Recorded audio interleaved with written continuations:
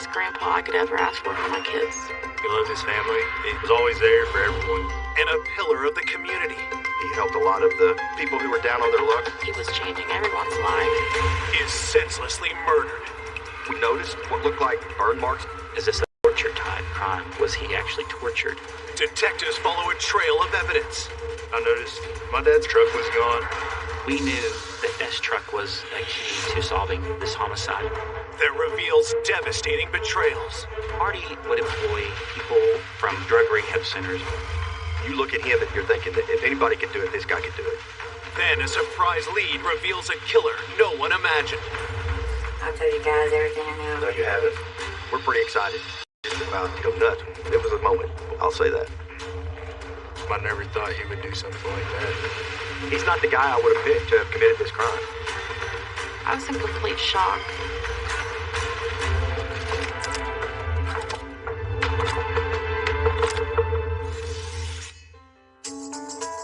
Ardmore, Oklahoma is an honest, hardworking town built on family values. We're a town of about 25,000 people, and it's a wonderful community. It's a great place to live because you can have that large town feel and then yet come home to the small town atmosphere as well. On the evening of November 15th, 2019, that small town feeling is shattered when police respond to a 911 call. I had just sat down to eat when the phone rang, and it was dispatch advising me that officers were out on a possible homicide. Police are checking in on a local man who hasn't been seen or heard from in several days. They arrived, immediately looked in the window, could see the victim was laying face down in the floor, and they could see blood, so they forced their way into the residence. They knew immediately that he was deceased. Minutes later, homicide detectives arrive at the scene. The living room was just in disarray. There was items kicked over. There was blood on the couch. There was blood spatter on nearby items in the living room, the TV and pictures. And so we knew there was a struggle that had taken place in that room. When the detectives look at the body, they recognize the dead man. I knew the victim. It was Marty Lucas. Most of the police officers knew who Marty was.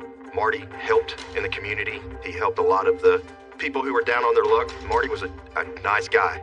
Detectives have to determine why 63-year-old Marty Lucas would be the target of such a Pretty violent, bloody scene.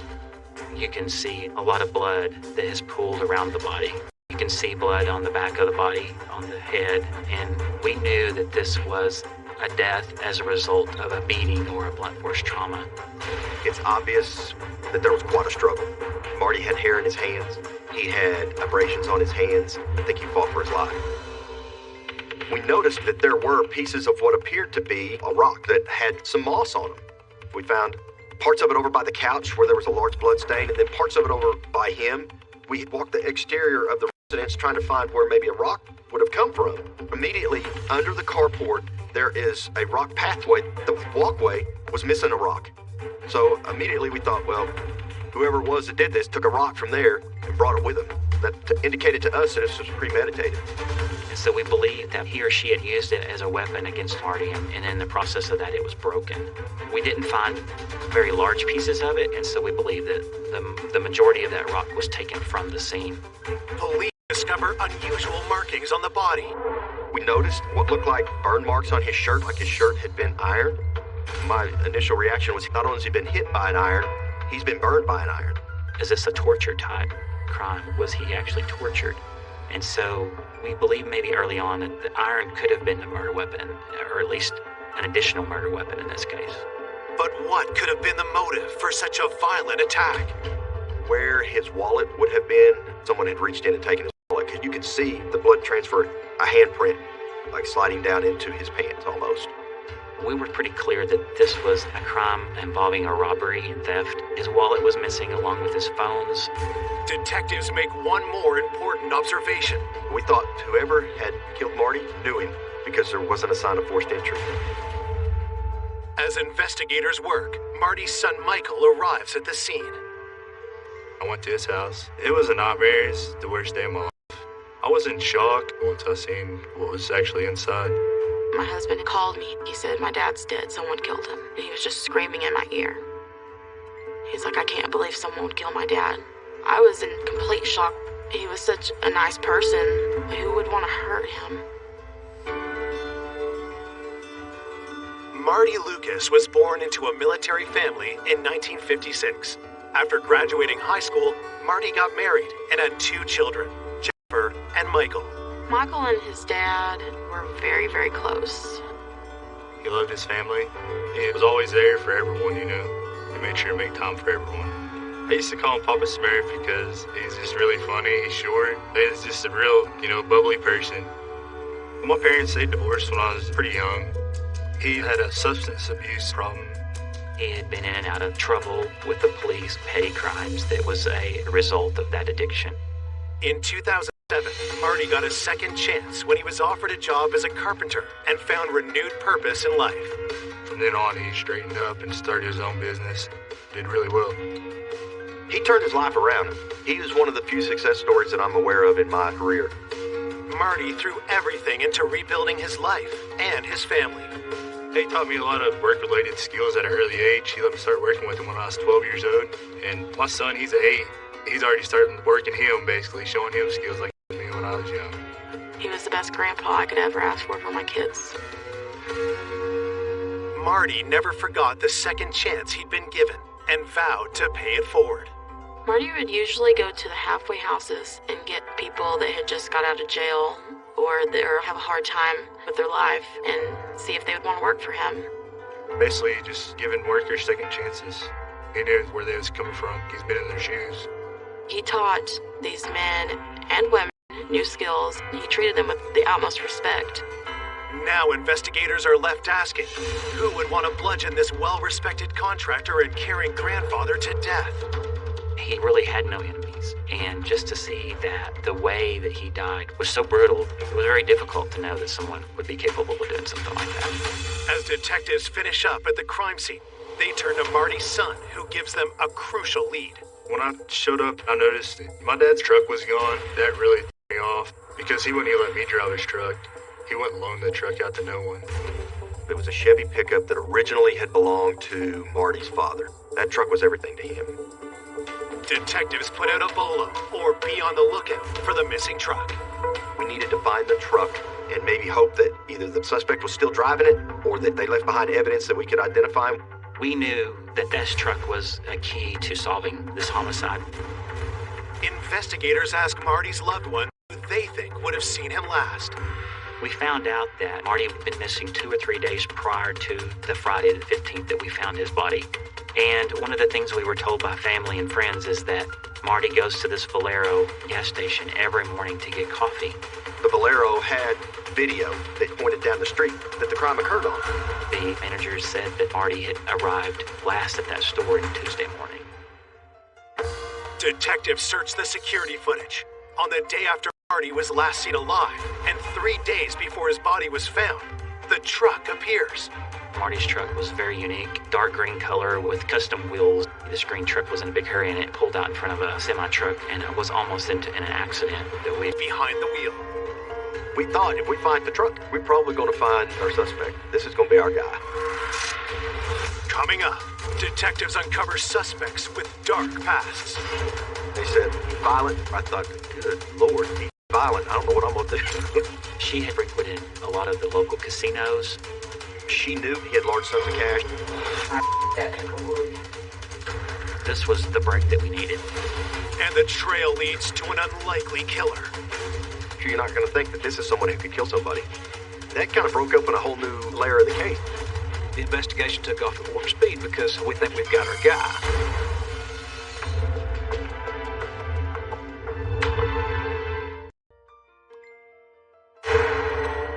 Police investigating the murder of 63-year-old contractor Marty Lucas have obtained gas station surveillance video of someone driving his truck the day after he was last seen. We collected hours and hours of video from the store. We were able to piece together some events that happened before and after the homicide. The footage shows a busy street a few blocks from Marty's house. When detectives scour the rest of the security tapes, something grabs their attention. On Wednesday morning, just after daylight, you can see a gentleman walking from the direction of Motel 6. And that person was walking towards Marty's home. Is this unidentified man involved in Marty's murder? You can see the suspect. Then an hour later, you can see on the video that there's one guy in the truck, that there's a single person in the truck. And so we thought he might be the same person that was in that video. Marty did not allow just anyone to drive this truck. In fact, he did not allow anyone to drive this truck. We had to follow the stolen truck. That was really going to be our key to solving this case. While officers continue their search for the truck, detectives return to speak to Marty's family and friends. That's one of the things we were trying to just nail down is, who has Marty been hanging out with lately? Who has he been working with? Who has he had problems with, if anyone? Police learn that along with helping people back up on their feet, Marty often forged friendships with those he employed. Marty would become close with some of the men that he worked with or that he would hire and try to get to know them. There's probably about 6 or 7 of them I actually got pretty close to. He built up friendships with them. Amanda and Jason, Marty's neighbors, were very close to him. Amanda used to work for Marty because she paints very well. He didn't look down on me for, I was trying to get my life back on track.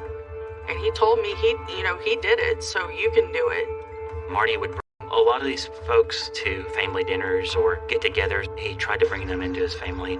But now, police want to know, had Marty's generosity and business With those guys, they need money that day, so they're going to work, and everything's cash.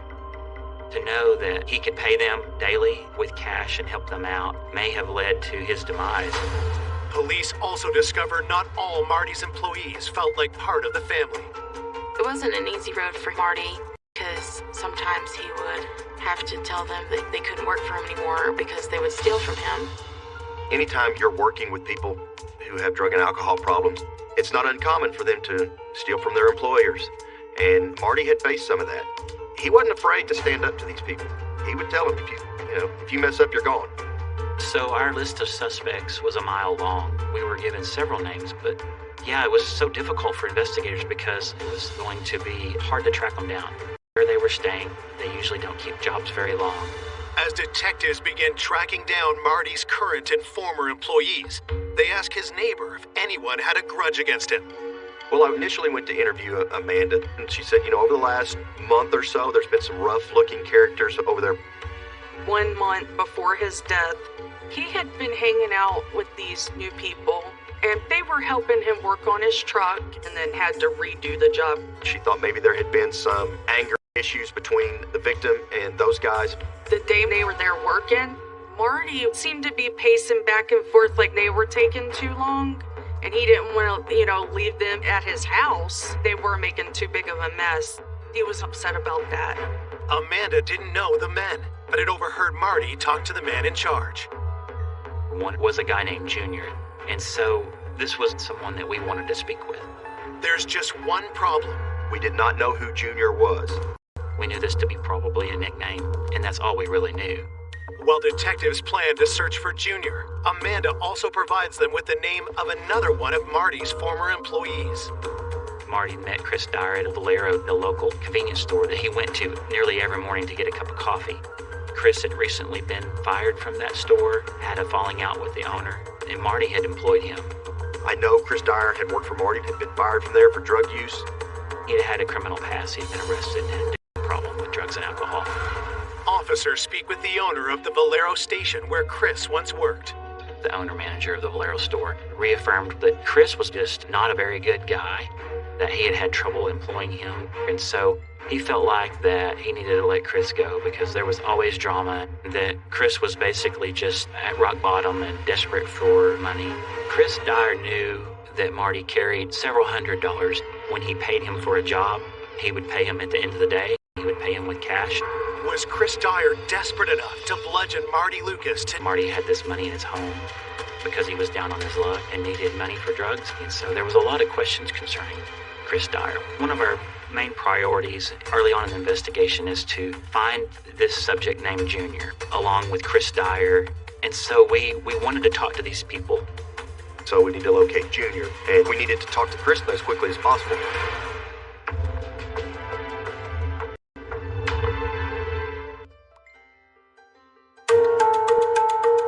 Police investigating the murder of contractor Marty Lucas are chasing multiple leads as they search for his killer and stolen truck.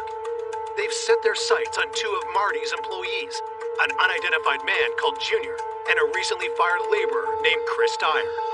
A lot of these folks who are going through tough times, there is nothing permanent in their lives. There is nothing fixed in their lives. There is no stability. And so it was hard to track them down. Following a lead, police questioned employees at the gas station where Chris had worked. I spoke with the clerk that was on duty at the Valero, and she was able to give me a phone number to Gina Dyer. Gina is Chris's estranged wife. She and Chris had been separated about a month because she had caught him cheating. He had gone back to drug use, and that he was currently living at the Econo Lodge Hotel. Detectives find Chris at the hotel and bring him in for an interview. We really thought that we had something, but we knew that Chris had easy access to Marty's home. Chris Dyer knew that Marty carried up to $500 to $600 in cash on him at any given point in time. So there's a rumor that some rumors went around that maybe you and him had gotten crossways and he had basically fired you. So y'all never had a disagreement? No, not at all. Nope. And I'd like to know who in the hell's saying that, because that's bull. Pardon my French. Police know better than to trust Chris's word. We knew that Chris Dyer is down on his luck and had run-ins with the law. And well, maybe this is our killer. This is who it is. And then you get him in an interview room and he's cooperative and he's genuine. In fact, he was very distraught over Marty's death. I hope he catches it. He'll do it and fry their ass. Yeah, I know, right? But he was, man, that guy would do anything for anybody. He had some empathy there because he'd been in trouble before too. But, yeah, sure. Dexter didn't deserve to go out like that. I think he considered Marty a friend, even though Marty had fired him. What Would you be happened willing for us to go through your truck, look through your truck, look through your hotel room, to see if there's anything that would be, Yeah, I got that nothing. we can roll you out? Marty had what we would consider defensive wounds to the hands. There was hair and blood under the fingernails of the body. And so we knew we were suspects. And Chris had none of that. He had no recent cuts or bruises. In order to officially rule Chris out as a suspect, detectives check Chris's alibi. He said he had gone to Kingston, Oklahoma, which is nearby, with Krista, his girlfriend. I believe it was the Wednesday before. Police bring Krista in for an interview. Is it possible that he slipped out of the room one night while you were sleeping, left, went and did something? No, I have to say that this could not be possible. His girlfriend also corroborated Chris's timeline as to what his story was. He had an alibi for that timeline, but he just didn't appear to be involved. With nothing to link Chris to the murder, police are forced to let him go. Investigators hope Marty's preliminary autopsy report will provide more leads. The significant thing for us from the autopsy was the fact that the cause of death was blunt force trauma to the head, including the large gash to his head. Obviously, he was hit with something other than the rock because of the laceration on his head and because of the burn marks.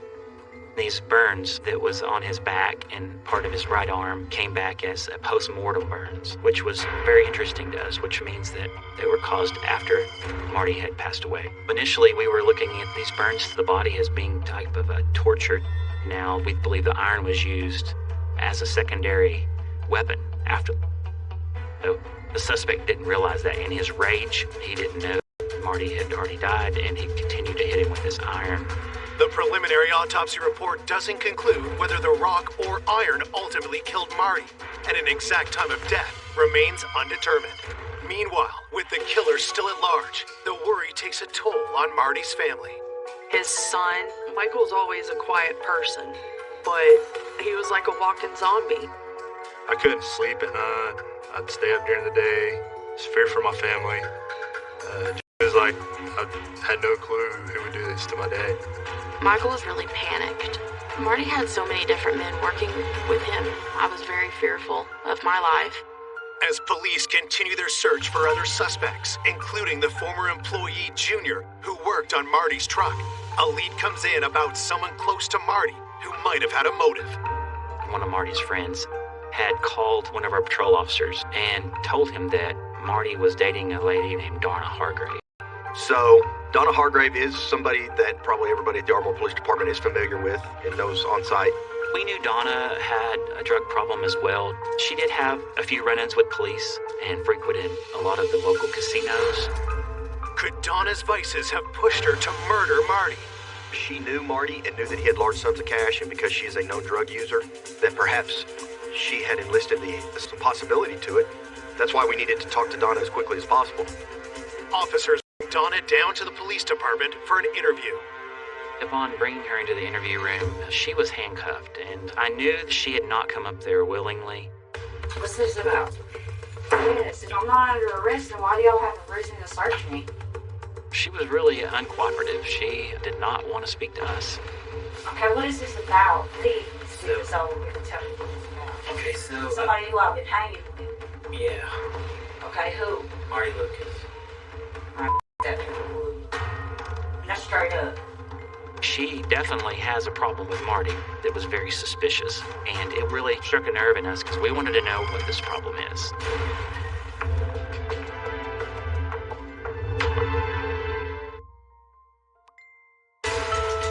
2 days after finding the body of 63-year-old Marty Lucas, police are interviewing his former girlfriend, Donna Hargrave, a woman with a long criminal history and a grudge against Marty. She had been arrested many times here in Ardmore. She had been known to be at least uncooperative with police, if not somewhat violent and unruly. She didn't really care too much for Marty. We thought maybe she had something to do with his death. He pissed me off because he was just being a dickhead. So when you said f*** him, what were you mad at him about? He just promised things and y'all never fall through. Like I talked to Marty about moving my trailer over to his house or something. He said no. He knew that she had not been clean, and that she had not been trying to straighten up, and that he wasn't going to help her as long as she wasn't trying to help herself. Could Marty's rejection have led Donna to do something unthinkable? So if I were to tell you something bad happened to Marty, what would you say? What do you mean? What's wrong with him? Well, if I were to tell you he was dead, someone did something to him, what would you say about that?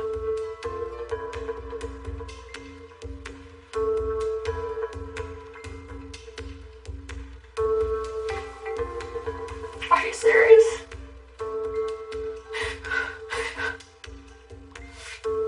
Yeah.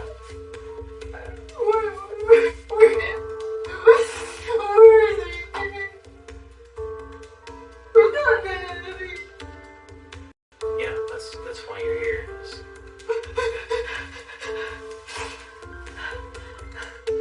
This was a girl that was very hardened, and for her to break down and to cry and was very genuinely upset over Marty's death. She did say that they had recently broken up and that she hadn't seen him any time in the last... You were, what you did, were you in? At my mom's and I slept all day. Okay. We were able to pretty quickly corroborate where she had been. It was unlikely that she had anything to do with his death. However, we did not rule her out immediately. Days after Marty's gruesome death, his family and friends come together to say their goodbyes. Marty's funeral was amazing. It was very, very sad, though, because everyone who knew him knew that he didn't deserve anything ever bad to happen to him. Everyone loved Marty. Everyone.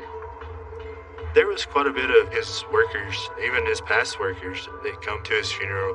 A good day, but a bad day at the same time. Meanwhile, police doggedly follow each and every lead. We did have a large suspect pool because we didn't know who all might have been working for Marty. One of the things that we wanted to get identified was who Junior was that was working on the truck. So myself and another investigator said, we'll run by the halfway houses and see if we can get Junior identified. So we went over to the Broadway house, and the director there gave us the name of Clarence Bibb Jr. He said he thought Junior was from Oklahoma City, and he's got a pretty extensive record, including some assault. Well, we really believe that if Junior and Marty had gotten into an altercation over the payment of the truck motor, maybe he took the money, it got out of hand, he killed Marty, took Marty's money and the truck, and took it back to Oklahoma City to chop it up. We found that law enforcement there knew Clarence very well. They knew his family very well, and they lived in several homes that would be described as a compound, like a family compound. And they said, don't go out there without a lot of us. Clarence is violent, and so you don't go up there by yourself. Detectives assemble a task force with local and state police and make the 2-hour drive to Junior's compound. When I first got out there, I thought, man, this is a real possibility. Man, we might find our truck out here. So we went up and knocked on the door. And when Clarence showed up, I thought, good Lord, this is one large man. And if he gets violent, I don't know what I'm going to do. You look at him and you see what had happened to Marty. You're thinking that if anybody could do it, this guy could do it. I mean, he's big. Detectives ask if he and Marty had fallen out over the work Junior had done on Marty's truck. And he was happy with what Marty had paid him, and there was no disagreement. He said that Marty paid him $500 more than he was supposed to because of the trouble that we went through. And in fact, when I told him that Marty had died and that someone had caused his death, he too got emotional. Here, this big, mean, gruff country guy, and he's crying like a child over his friend's death. He said, I wouldn't harm Marty if somebody paid me to. He said he considered Marty a mentor and a friend. Clarence denied that he had been in Ardmore recently, Marty's death, and they corroborated his story that he was there. He fully cooperated with the investigation. He gave us his cell phone. He let us have clothing and boots. He let us search his house. He let us search the property. And I mean, he let us just have free reign whatever we wanted. And we came up with nothing. I just remember thinking to myself, man, we are absolutely going nowhere with this investigation. With nothing to link Junior to the homicide, detectives begin to fear the investigation is cooling down. We had a pretty good idea that it wasn't Junior at that point. Donna Hargrave had a stone-clad alibi. Chris Dyer just didn't appear to be involved. I think both Bryce and I just were disheartened. We had no leads. We had no suspects, so we were just trying to figure out where do we go from here. Then, an unexpected call turns the case red hot. Well, we got back to the station, and dispatch yells down to us, "Hey, they found your truck." We were dead tired, but you went from dead tired to wide awake in a hurry.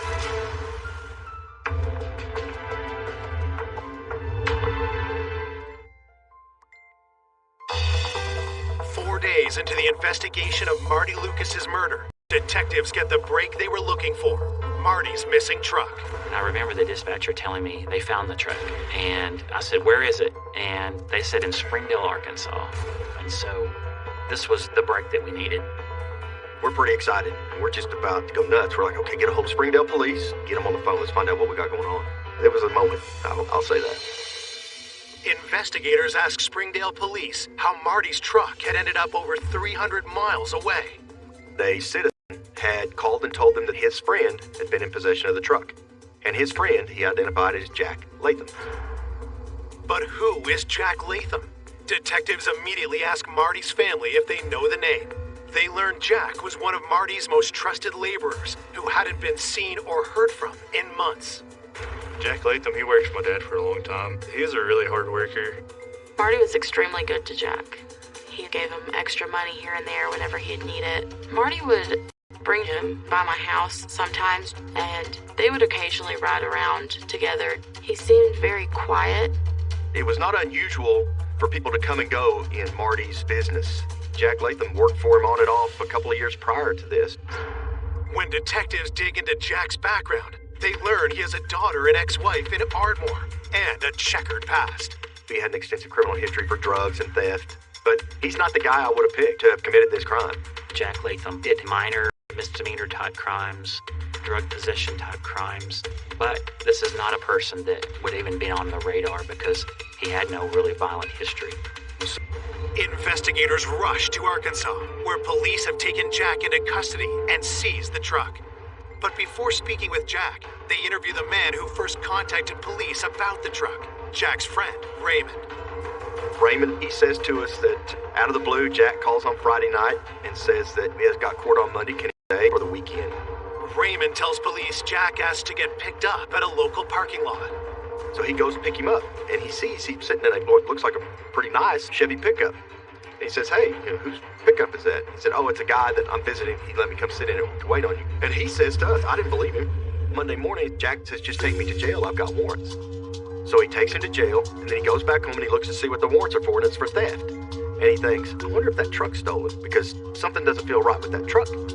We go goes back to where the parking lot where the truck is and sees it doesn't have tags on it. And so Raymond knew that Jack was lying. He knew he needed to call the police. We went and looked at the truck, and the truck looked pristine on the inside.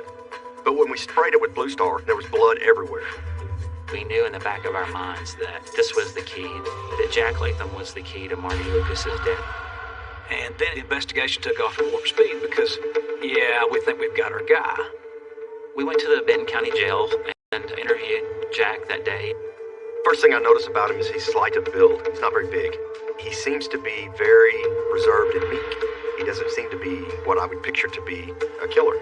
Then police noticed something else about Jack's appearance. He looked pretty bad. He had some injuries to his face. He had this greenish brown black eye or injury to his eye.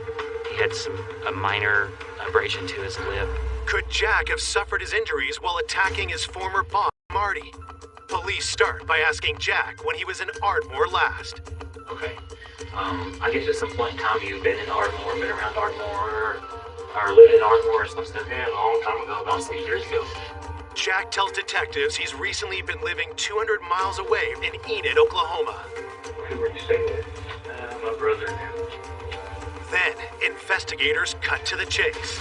We've been working on an investigation for the last almost a week now. Your name's and before I can really get into a lot of questions with you and details and explain to you, why we're here and all that, I got to read you your Miranda rights. After we Mirandized him, he said he didn't want to talk to us anymore. Do you wish to make a statement, or will you answer any questions that we have for you today? No? Okay. With Jack refusing to talk, police need to find a way to place him near Marty's house at the time of the murder. So, in his initial interview, he tells us that he hasn't been to Ardmore, that he came down here from his brother's house in Enid. I called Enid PD, and they went out, they talked. But then, detectives get a stunning piece of information Jack hadn't shared. His brother's wife said I'd put him on the bus to go see his wife and daughter in Ardmore on the Monday morning before Marty had been killed. So we knew he had gotten to Ardmore. The next day we got a hold of the bus and found out that yes, indeed, he had been at Ardmore. With Jack still in custody, police drive back to Ardmore. The detectives got a search warrant and looked through Jack's phone, and that led them to his ex-wife and daughter. Did you see your dad in the truck last week? Yeah. Okay. Do you understand what kind of trouble your dad's possibly in? He's been detained as a suspect in a homicide. So you for sure haven't seen your dad since he's been in Ardmore. Investigators talk to Jack's ex-wife, Teresa, next. Has he came to visit you lately? No? But I haven't seen from him or heard from him. So would it surprise you to know that Jack is involved in a homicide here in Ardmore? Yeah, because it doesn't seem like him. Both of them said they haven't seen Jack. He hadn't been at Ardmore. They don't know what we're talking about. And we knew this was not true because on Jack's phone we knew that he had called Teresa and Shelby. And during that interview with Teresa, I laid it out for her. I just flat out told her I knew she was lying. I'm not saying anything. I've told you guys everything I know. No, you haven't. It's alright. No, you haven't. And we can prove it. It's a matter of time before we put you in that truck. We put you in that truck, it starts getting serious in a real quick hurry. Police start to question if Jack's ex-wife and daughter are involved in Marty's murder. At that point, she decided that she didn't want to talk to us anymore. She and Shelby left, and I just told her we're not going to stop. We're going to solve the crime with or without you. The only question is, what's your role going to be? Less than 24 hours later, police get a call. The next day, early morning, the next morning, Teresa called, said I want to come back and talk. So from that, that kind of broke open a whole new layer of the case.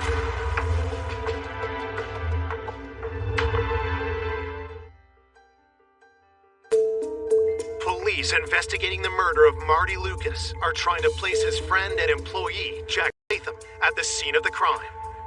We knew that he was coming here to visit his wife and daughter. They both told investigators that they did not know where Jack was. They had not seen Jack. He had not been in Ardmore. But Jack's daughter and ex-wife returned to the police station the next day. Yesterday, we were pretty firm. She didn't know nothing. I was really scared and I thought about it all night and I felt really bad. Really hit home, so I had to tell the truth. I did see Jack on the 11th and 12th. I'm on the 13th in the morning. Teresa says Jack stayed at an Ardmore motel on Monday and Tuesday nights. They said Jack had called Marty to see if he had any work for him. And Marty said, no, I can't use you. I don't need you right now. And do you know what day that was? Tuesday night? They both said that about 8 or 8:30 on that Wednesday morning, Jack left. Sent an officer to Motel 6 to see if they had video. And sure enough, we've got video of Jack Latham leaving Motel 6, wearing the same clothes as the person that's walking. The Valero camera picks up. About an hour later, a green Chevrolet truck that we believe was Marty's truck shows up in the parking lot in Motel 6. If you watch him go over to a dumpster, throw something in the dumpster, which we believe was the rock and the iron. Where did he go get the truck? He said his friend gave it to him.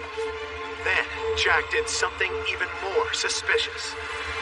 When he came in, he went straight to the sink and washed his hands. He did wipe his face down, and he put his hoodie on, and he told me that he did something bad, but he wouldn't tell me what. He said, we gotta leave, we gotta get out of here. He drops them off, and they don't see him again. And so by then, yeah, we got enough to file charges on Jack Latham. I called the family members and told them what we knew. I was very shocked because Jack had been in my house around my children. He just acted very shy, but he didn't act like he would hurt anyone. It was shocking to me because he treated Jack with respect like he did everyone else. Police charged Jack Latham with first-degree murder and extradite him from Arkansas. When he arrives in Ardmore, Jack starts talking. Jack told me that he was in desperate need of money, that he had no job, and he needed money for drugs, and he knew that Marty Lucas was the source of that money. Marty had told him no, that he knew that he wasn't clean. His story was that a physical altercation occurred, that he took a rock paperweight from the kitchen table, struck Marty with it, that in his words he freaked out, took the keys to the truck, and a few $100s from the wallet, and left the area. Jack denies attacking Marty with a stone from outside, or the iron. There were some aspects where he seemed to truly be confused about what had happened because he was strung out on drugs, including, was there an iron used? What had really happened? Police have their own theory as to how the murder played out. We believe that this was premeditated. I think he went to Marty's house, and I think he picked that rock up on the outside of the house and he knocked on the door. Because I don't think he was going to take no for an answer. And when Marty told him no, a fight ensued in which he struck Marty with the rock. I think Marty fought back. He struck, whether on purpose or on accident. He took the iron and he took the rock with him. And he disposed of the evidence and he drove to Arkansas. It was absolutely senseless over a few $100s. Despite the evidence, prosecutors worry defense lawyers will try to argue Jack was desperate and never planned to kill Marty. I thought that this case met the elements from a legal standpoint of first-degree murder, but then you have to be mindful of the fact that a jury would think also Jack's explanation is somewhat believable. He's a hopeless junkie. He's desperate for money. With the family's consent, prosecutors charged Jack with second-degree murder. We didn't want to risk going to trial and then letting him free. In October 2020, Jack Latham pleads guilty and is sentenced to 25 years in prison. I feel like we got justice. I know he's going to be locked up and my family's going to be safe. Jack was very unexpected as a killer because he just didn't act like he was that type of person. Jack Latham, he's still a mystery to me, because just by being around him, I never thought he would do something like that. He did this for nothing. There was no reason for nothing. Marty was such a nice guy. But not only that, think of all the people whose lives he affected in a positive way. That's a sense of loss for our community. When I lost Marty, I lost my life too. He was the most amazing person I could ever... Sorry. Despite Marty's horrific death, the legacy of his compassion lives on. My dad, he'd be very proud of the lives that he's changed in the community. It made me appreciate everything about Marty and the second chances he gave to everybody because it made me... He wasn't clean. His story was that a a physical altercation occurred, that he took a rock paperweight from the kitchen table, struck Marty with it, that in his words he freaked out, took the keys to the truck and a few $100s from the wallet and left the area. Jack denies attacking Marty with a stone from outside or the iron. And there were some aspects where he seemed to be someone has to put this.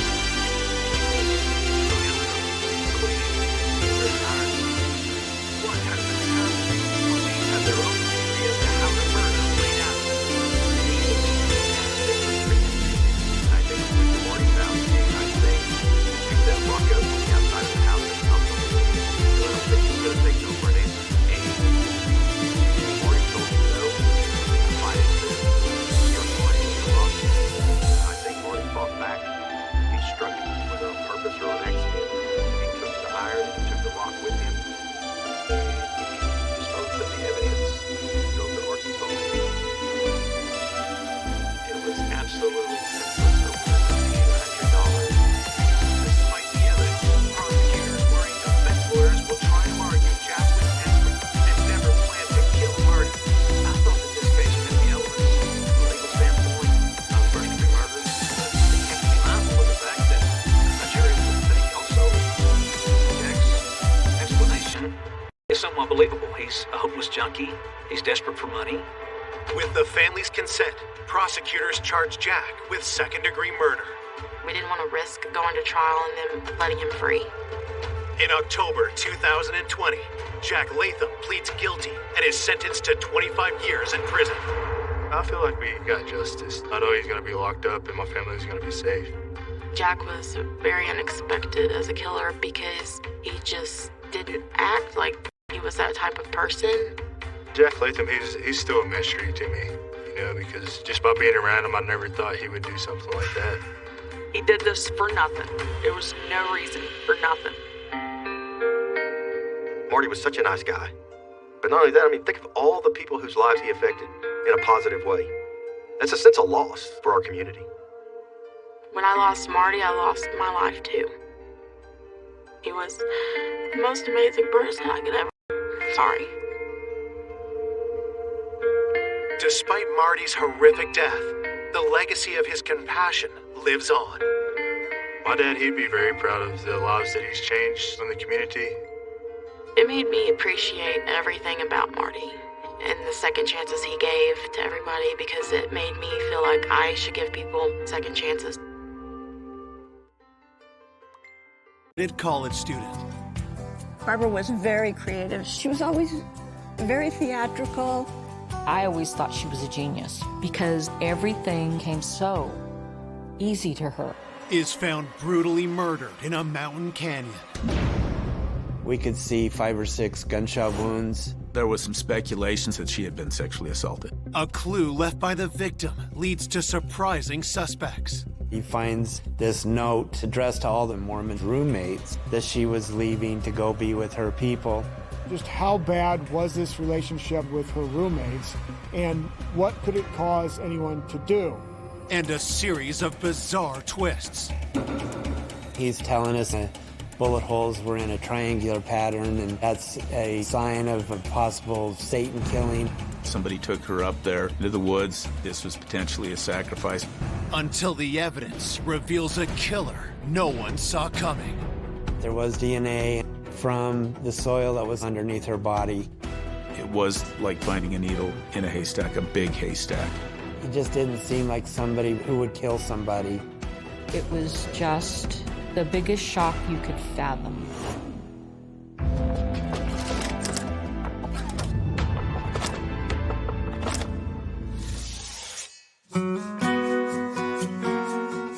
Provo, Utah, a small college town in a picture-perfect mountain setting. Provo sits in a county south of Salt Lake. It's where the Brigham Young University campus is at. It's a very safe community. During the 1970s, Provo was definitely a place that was very low on crime, and you didn't have to worry about locking your doors at night. That innocence is lost on a cold March afternoon in 1974, when a grisly discovery in a nearby canyon sends shockwaves through the community. On March 11th, 1974, the Salt Lake County Sheriff's Office received a telephone call from a power company worker who started walking up from the power plant. And as he was cutting through some brush, he came across a white female with gunshot wounds to her back. The crime scene is essentially a couple miles up what we call Big Cottonwood Canyon. Investigators race to the canyon where the utility worker leads them to the body. We could see 5 or 6 gunshot wounds. All of them looked to be in her back or in her arm. The shot placements looked like execution-type shots, and it looked like she had been there for a few hours at least. With the way that her body was positioned, we felt like sexual assault was part of this crime scene. Her arms were tucked up underneath her. That told us that she was in pain, that she was fearful of what was happening to her. We're looking for things like drag marks, but the ground around the body was not disturbed. It looks like where she was is where she was killed. Detectives are struck by an unusual detail. Her clothes were folded neatly and piled towards the top of her head. We suspected that the victim was probably trying to buy some time. As she was being told to undress, she was stacking her clothes in this neat pile. More evidence is revealed when they turn the victim over. We found some possibly .38 caliber bullets that were recovered after they had gone through the victim's body. We also picked up some soil and logged it into our evidence room. The detectives back in the 70s, they didn't have the DNA that we have in today's crime scene investigations. They focused on all kinds of trace evidence like the soil, fibers, hairs may link the suspect to that scene. While the body is taken to the morgue, detectives interview their only witness.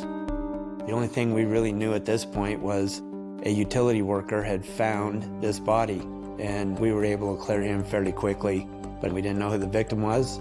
We didn't have any other real suspects to go with at that point. We got a hold of the local media, let them know that we had a white female, Jane Doe, that we were trying to identify. Later that night, we received a telephone call from the Brigham Young University Police Department that they had received a missing person report of a white female earlier that day. The missing person in Provo matched the description of our Jane Doe. The missing person is 22-year-old student Barbara Jean Rocky, but police need a formal identification to be sure she's also their murder victim. We made a phone call down to a couple of the guys that were hanging out with Barbara. Jerry Hicker is the one that filed the missing persons report. Jerry is also a student at BYU, and he was a friend of Barbara's and some of her roommates. Edward Fisher and Jerry Hicker went to the morgue to do an identification on our Jane Doe. Edward and Jerry confirm the murdered woman is Barbara Rocky. Police now face the difficult task of informing her family. At the time of Barbara's murder, my parents were living in California. My mom found out first from the police and was crying, and from then on, nothing was the same. It was just the biggest shock you could fathom. It's like what you knew of the world has just imploded. Born in 1952, Barbara had an idyllic childhood growing up in Menlo Park, California. Barbara was very creative. She was always very theatrical. I always thought she was a genius because languages and music came so easy to her. Barbara was always rooting for the underdog. If somebody needed help, she would open doors for them. I mean, always doing something very sweet. When the time came to go to college, Barbara's choice reflected a growing spiritual interest. Barbara was always searching for a religion. Barbara was interested in the Mormon religion. My parents were very happy for her to go to Brigham Young because they felt that she would get the safe group of friends and the good education and religion that she required. When Barbara went off to college, she seemed up and happy and like things were going well. Investigators asked Barbara's loved ones if they can think of anyone who might be responsible. Since she was away at college and out of our supervision, we had no idea what she was doing. We just didn't know what kind of friends she was making. In speaking with the family, they just had no idea on who could have done this to her. With the family unable to provide leads, detectives hope her college friends might be able to point them in the right direction.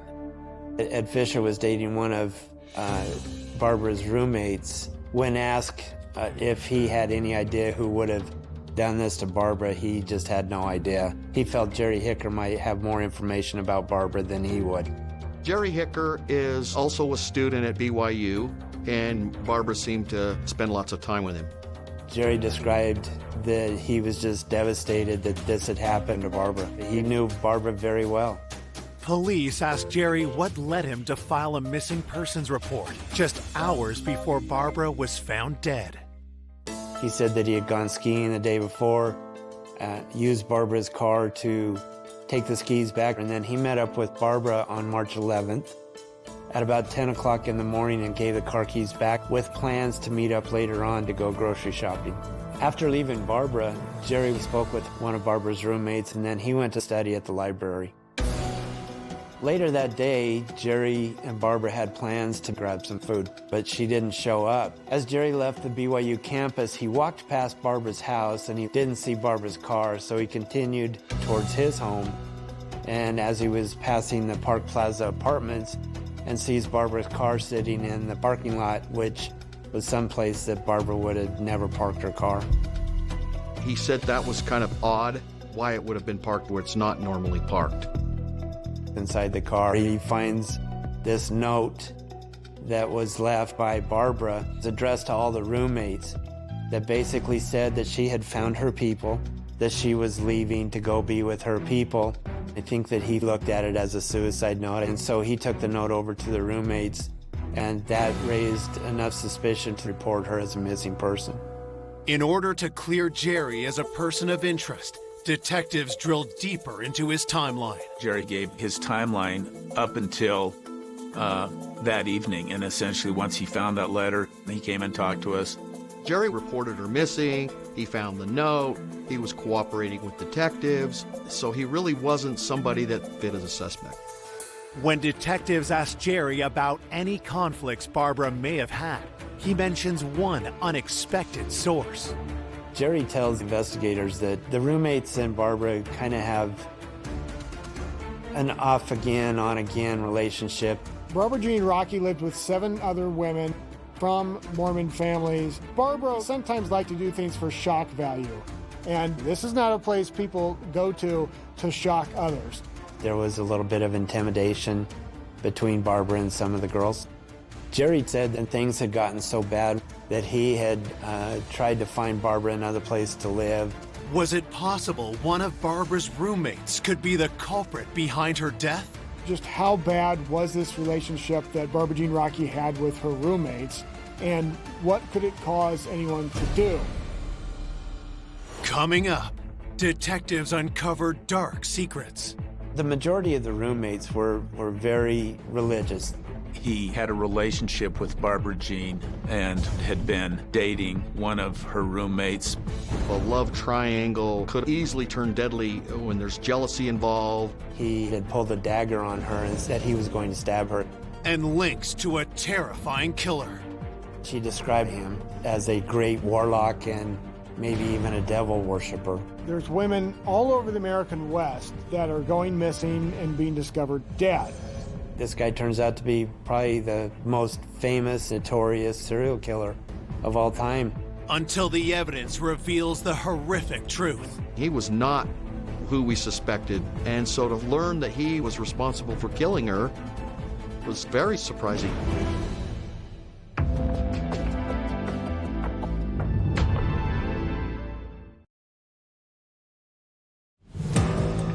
After 22-year-old college student Barbara Rocky is found shot dead, police have discovered she had clashed with her roommates and bring them in separately for questioning. The roommates had only known her since January when Barbara moved into the house, and going to the predominantly Mormon school, Barbara really didn't fit that mold. She was from California, and she was more of a free spirit. She was somebody who was very opinionated and was not a conformist. Barbara Jean Rocky's roommates say that she was kind of dating around, not necessarily saving herself from marriage, and it was generally not accepted. The roommates were very religious. They attended church faithfully. I think Barbara would probably experiment with different religions just to expand her knowledge, and at times would do things that would maybe scare them. Barbara Jean's roommate said she was kind of into witchcraft, so she was attracted to that lifestyle a little bit. They didn't want to be a part of Barbara's life, so they would keep her at arm's length. Had one of Barbara's roommates lashed out and done something unthinkable? Being more of the typical LDS BYU student, you just wouldn't think that somebody like that could kill somebody, but until you do the leather work on it, you can't clear them. Detectives worked to verify the roommates' alibis.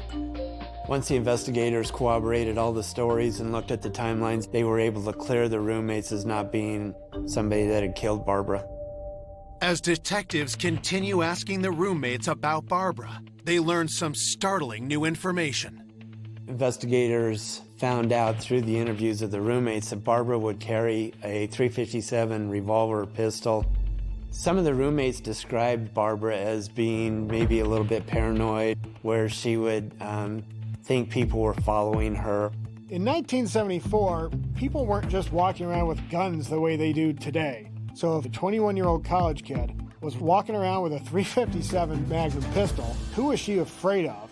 Detectives get more surprises when they search Barbara's vehicle. When the investigators looked in the rear of the vehicle and they found ammunition and targets, things that you wouldn't expect in a female BYU student's car. Did Barbara feel like she needed to have a gun? Did she practice with the gun? Was somebody after her? We weren't sure what all of that meant at that point. The car was fingerprinted, but there was just nothing of good forensic value that we could come up with at that time. With more questions than answers, detectives turn their attention back to the note Barbara's friend Jerry had found earlier in Barbara's car. They found a victim shot multiple times, and then someone else finds this note in her car that says she's leaving to be with her people. And what's the purpose of this? The investigators were wondering if the note was even authored by Barbara, so they do some handwriting analysis on it and send it out to have that done. While detectives await results, the autopsy report comes in. At that time, they came up with 6 bullet hole entrance wounds. The shot in the arm was probably the bullet that killed her because it went back into the chest and hit some vital organs. And the final wounds were when Barbara was turned over and on her stomach, and the entrance wounds were in her back. Being shot in the back is a good indicator that the person is known by the assailant. He doesn't want to see their face when he kills them. At the autopsy, the medical examiner took swabs of both her rectum and her vaginal area to try to preserve any evidence that might be there. The autopsy report indicated no definitive evidence that she had been sexually assaulted. With the autopsy offering no new leads, investigators turn their focus to any romantic relationships Barbara may have had. They were talking with the roommates more about other men that may be in Barbara's life, and they came up with a guy named Richard. They knew that Barbara was very much infatuated with him. She spoke about him all the time, even called him her boyfriend. As police focus on Richard, they make a disturbing discovery. They had asked if Richard had ever been violent towards Barbara, and Barbara had relayed one story that Richard had pulled a dagger on her and said he was going to stab her. This was not the only alarming story Barbara's roommates relayed to detectives. About a month before Barbara was murdered, she reported that her gun was missing, and that raises all kinds of concerns. She reported it to campus police, and then, to my knowledge, she never got that gun back. A .357 revolver would have fit with the potential murder weapon that killed Barbara. She had expressed concern to her roommates that the person that had taken the gun may use that gun on her, and the roommates just kind of dismissed it. But now that Barbara was found shot to death, the roommates were concerned for themselves as well. Having that information, the investigators really wanted to find out who Richard was. At this point, all we have is Richard's first name. He's willing to maybe take a dagger and stab her. We strongly felt that he could have been responsible for her murder.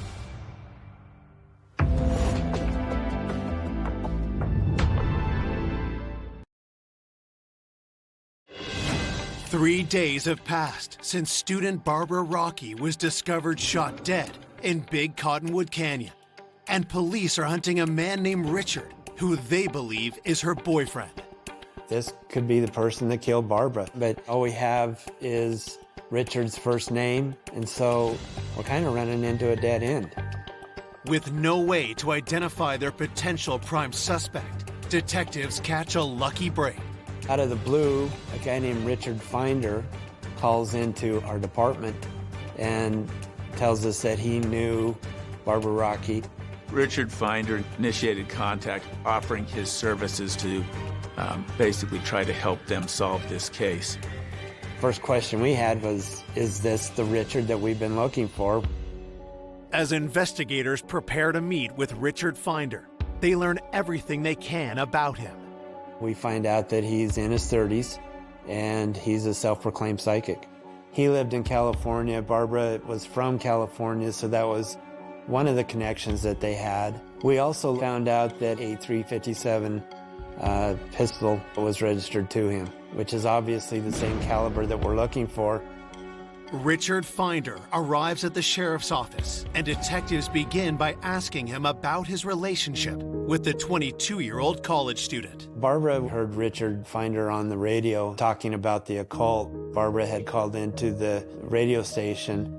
They ended up exchanging phone numbers. Barbara had gone up to see him at his hotel, and I think Barbara at one point even felt that Richard was her boyfriend. Richard claimed that it was just a spiritual relationship, that he looked at Barbara not in a physical way. Under further questioning, Richard mentions something that gets the detectives' attention. The place that he was staying at was very close to the mouth of the canyon where it was that Barbara Jean was found. Detectives cut to the chase and ask Richard where he was on March 11th, the day that Barbara was killed. He tells them that he was in Salt Lake at the time of the murder. He said that he had gotten up and had some breakfast, and then he went over and helped a friend do some construction work on a house all day long, and then he went back home and went to sleep on the couch. Detectives set to work checking out Richard's alibi. The guy that Richard Finder was staying with did confirm that Richard was with him in the evening, but he could not confirm the times that Richard told us about during the daytime. With holes in Richard's alibi, detectives dig deeper into his claims about his relationship with Barbara. Our investigators talked to Barbara's therapist, and she just really got the impression that Barbara was in love with Richard. The therapist reveals another way the relationship was less innocent than Richard made it seem. Barbara described Richard as a great warlock and maybe even a devil worshiper. I think that the satanic and the witchcraft, it's not too far-fetched to think, okay, somebody took her up there into the woods. This was potentially a sacrifice. When police confront Richard with these allegations, his response is even more alarming. He's telling us that he's having these dreams and that she was shot in the back in a triangular pattern, and that's a sign of a possible Satan killing or devil worship. Richard also told us that he had a vision that the murder weapon was also thrown into water. How would he know that we didn't have the murder weapon? So that really raised a question to us. We're wondering, is this guy confessing to us? Is he telling us about our crime scene? He has all of this knowledge. Is this guy the one that killed Barbara that day? When you start putting all of these things together, It made Richard Finder a pretty good suspect. Despite the circumstantial evidence stacking up against him, detectives need something more concrete. So we collect all of his weapons for ballistic tests with the projectiles that we located from Barbara's body. We received the results from the ballistics test, and they were not a match. And that pretty much blew up most of our case with Richard Finder. Detectives pin their hopes on the results of the handwriting analysis on the note found in Barbara's vehicle. Maybe she wrote the note under duress. Maybe she was forced to write the note. That could be a significant clue, especially if it's determined that our victim didn't author the note. It's like someone's writing a suicide note for someone else. The handwriting analysis came back and it showed that Barbara was the one that had written the note. The letter itself seemed to be a valid letter to her friends, and several people said, that's Barbara's handwriting. The investigators concluded that maybe Barbara was thinking about moving home, and she was just explaining that in the note. At this point, we're starting to run out of leads. As the investigation stalls, Barbara's family is rocked by another tragedy. My dad would call the police practically every day when nothing was coming to fruition. And he died like within a year after she died. It killed my father. And we had so many key relatives die, still wanting to know what happened to Barbara. Detectives never give up on the case, and a year later, in 1975, they notice a disturbing pattern of crimes. There's women all over the American West that are going missing and being discovered dead. College co-eds with dark hair were found murdered, and the serial killer was certainly the big topic of conversation. A surprising arrest changes the whole course of the investigation. In 1975, a Utah State trooper makes an arrest west of Salt Lake City. The suspect was arrested for a kidnapping case, and some of the evidence in the vehicle definitely could have had something to do with Barbara's murder as well. The driver's name is Ted Bundy. This guy turns out to be probably the most famous, notorious serial killer of all time. Is he the one that killed Barbara?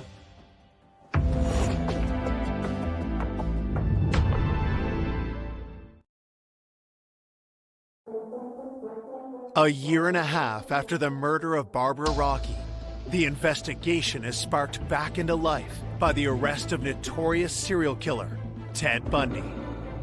More and more that police start investigating Ted Bundy, the more connections they find to missing and murdered women all over the country. In 1974, Ted Bundy was also in the Utah area, going to school at the University of Utah.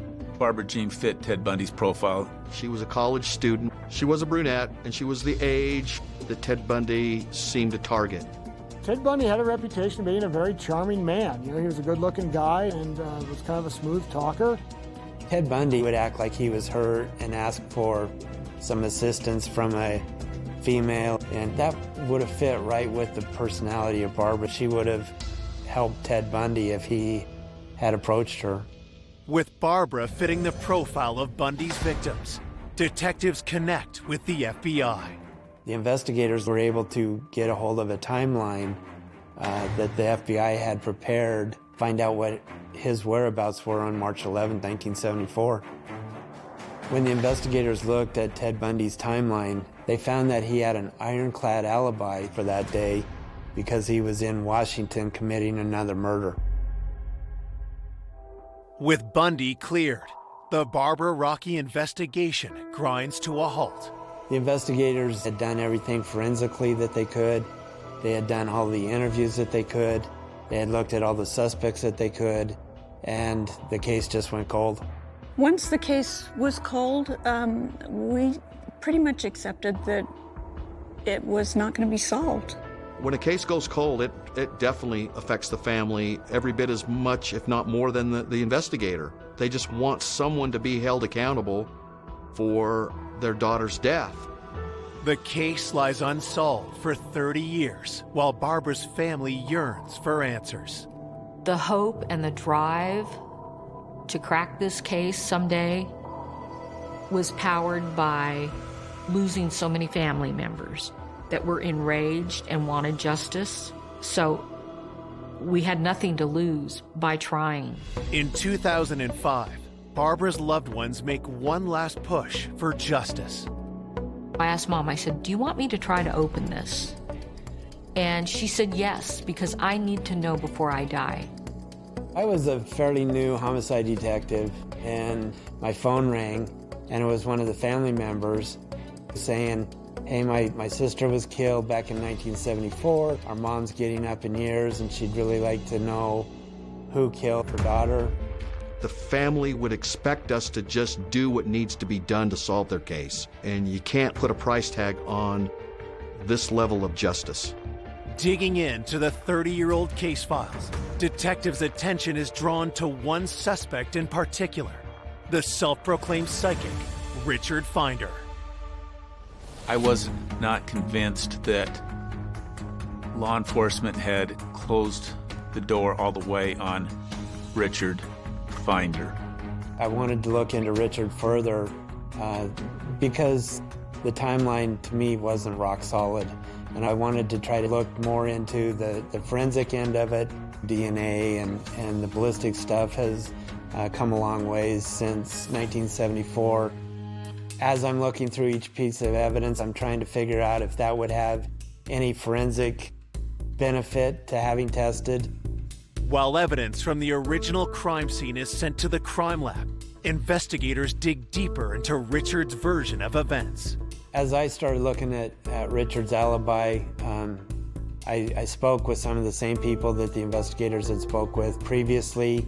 As we reinvestigated and re-interviewed these people, information that wasn't known back then was revealed. What I learned was that Richard had been dating and seeing a friend of Barbara's, Janelle.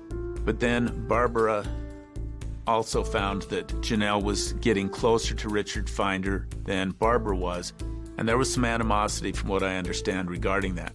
I learned that sometime very close to the murder, Richard had left town with Janelle Bach, and Richard and Janelle became boyfriend and girlfriend, and that was kind of a blow to Barbara. That really kind of stuck out to me. Janelle came back to Salt Lake for 3 or 4 days around the time of the homicide with Richard Finder, and they were staying at a house just west of the mouth of the canyon where Barbara was found. Had Barbara confronted Richard about Janelle only for the encounter to turn fatal?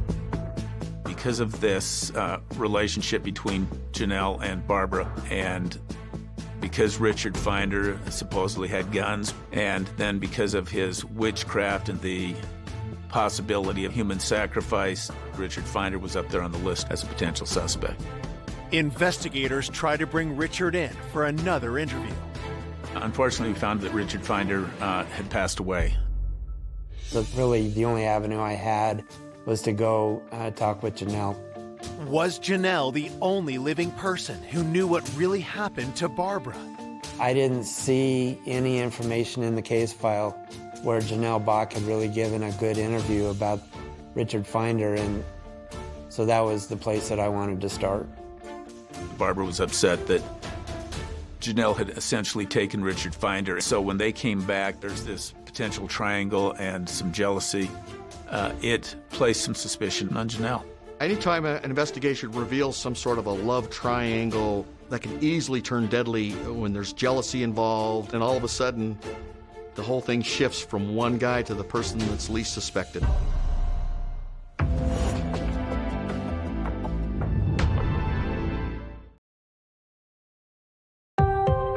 Three decades after Barbara Rocky was found murdered in a Utah canyon, cold case detectives want to speak to Barbara's former roommate, Janelle, who had been dating Richard Finder, the psychic Barbara had fallen in love with. Janelle was looked at because of this triangle and this dispute, and Richard Finder was aware that there was this jealousy. Detectives want to know if either Richard or Janelle had the opportunity to kill Barbara. They were back in Salt Lake for 3 or 4 days on a ski trip during the time of Barbara's demise, but they never went skiing. And they were staying at a place that was close to the crime scene where Barbara was found. Janelle was able to give me a timeline that she was with Richard that day, and the hours that she wasn't coincided with the times from the initial investigation. It was confirmed with others that she was very sick when she came up here. She didn't even leave the house, and she was being taken care of by Richard Finder during the time of the homicide and was not in that area. Janelle Bach was able to give me enough information to make me feel that he definitely was not the killer of Barbara, and she was not a suspect any longer. Undeterred, detectives scour through the files from 1974, looking for details the original investigators may have missed. As I was going through the case file, Jerry Hicker's name kept popping up. So Jerry's early role in the case was he was one of the last people to allegedly have seen Barbara Jean at about 10 o'clock in the morning. He reported her missing, so he really wasn't somebody that they were looking at as having a role in her death. They were really good friends. That came through in the investigation, but I wasn't satisfied about him not being a suspect. Detectives reach out to Barbara's former roommates, asking them about Jerry. Some of the roommates told me that, Jerry just didn't have a lot of friends, and Barbara was accepting of everybody. And Jerry just kind of latched on to Barbara, and I think Jerry had more romantic feelings for Barbara than Barbara did for him. I think that the roommates kind of looked at Jerry as basically kind of a stray pet that people were taking care of. He just didn't seem like somebody who would kill somebody. When investigators dig into Jerry's life after Barbara's murder, they make a disturbing discovery. Jerry had been accused of rape in the Provo area after Barbara's murder. When I found that Jerry was arrested for a sexual assault, I want to know, could Jerry have been the one that killed Barbara?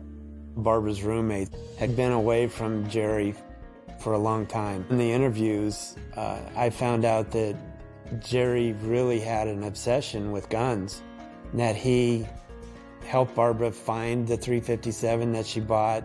He took her out, showed her how to shoot the .357. Jerry would always tell Barbara about how to load her firearm, leaving one of the cylinders in the revolver empty, and then looking back and seeing that Barbara was shot 5 times.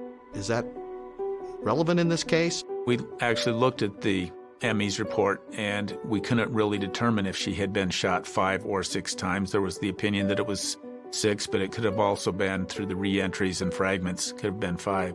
As I'm going through these interviews and I'm listening to what the roommates are telling me, he was a rock-solid suspect at this point. Detectives race to track down Jerry Hicker.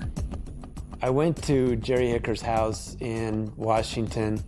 I explained to him that I was looking at the Barbara Rocky case. Jerry immediately said, you'll have to talk with my attorney, and that he wasn't going to give me a statement. So at that point, I had nothing else to do but leave. With Jerry refusing to cooperate, investigators must find concrete evidence to link him to Barbara's murder. We wanted to see if, with today's technology, that if there was a sexual assault, that there might be something suitable for DNA testing. I was pretty excited to find that a vaginal and rectal swab had been taken on Barbara, because by now we were utilizing DNA testing, and I thought that I was going to be able to match those up with DNA that we got from whatever suspects were in the case file. Investigators hope that the swab test results will point toward Jerry. They didn't know about DNA in 1974, and they packaged everything in plastic. Because it was packaged in plastic, it ruined any DNA that was in any of the biological material that was taken.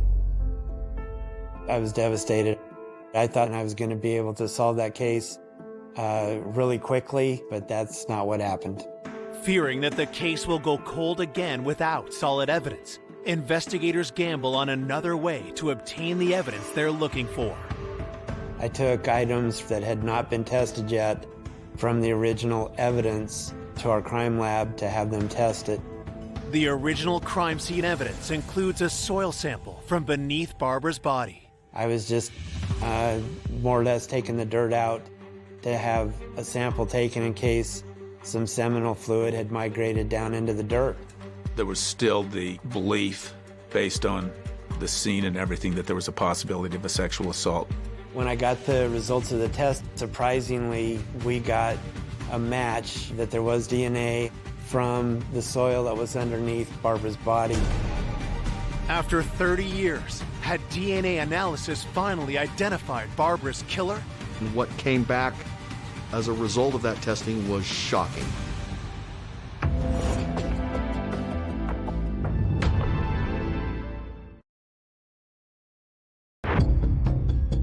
It's been 33 years since student Barbara Rocky was found stripped and shot in Big Cottonwood Canyon, Utah. In 2007, DNA in a soil sample from under her body finally reveals her killer. Finding that DNA in the soil was like finding a needle in a haystack, a big haystack. The results come in, and we've got a match, and it's Jerry Hicker. Just that little bit of information was all that we needed to link Jerry Hicker to this crime scene. He was not who we suspected initially. And so to learn that he was the one responsible for killing her was very surprising. On November 6th, 2007, 56-year-old Jerry Hicker is charged with the first-degree murder of Barbara Rocky. When I first found out that the killer of Barbara was Jerry Hicker, I was surprised because I heard that he was just sort of a guy from next door. It was a shock. I never thought it would be solved. As prosecutors prepare for their day in court, they piece together a theory of how Jerry killed Barbara. So our belief of what happened was Jerry Hicker knew that Barbara may be leaving, because that next morning, and he was aware of the letter before he brought the car back. I think what tipped him over the edge was he wanted Barbara sexually, and her rejection and her indication of leaving Jerry was more than he could take. Hicker winds up talking Rocky into going up Big Cottonwood Canyon with this scenic view one more time before she leaves. And when they get to this spot, Jerry's trying to put the moves on Barbara, and she doesn't want to have anything to do with Jerry that way. Hicker takes out a gun, and in rage, he tells her to strip down, and she was probably folding the clothes in order to buy herself a little more time. Barbara's pleading for her life. She's just trying to get anything into Jerry's mind to not do this. And then he shot her, apparently while she was standing up. And then she went down, and then he shot her 4 times in the lower back region. After the murder, Jerry tried to cover his tracks. Jerry has to drive back to campus. He gets rid of the gun, and he's trying to come up with alibis. He knows he can't park the car right there at Barbara's house, so he takes it over to the Parkway Plaza apartments, and that's where he decides he's going to use this letter making her a missing person. This was a young woman who trusted somebody. They're supposed to be going to a nice spot, and instead she's shot and murdered. I felt so horrible knowing that she had gone through something like that. She was probably so scared. Nobody deserved to die like that. Nobody.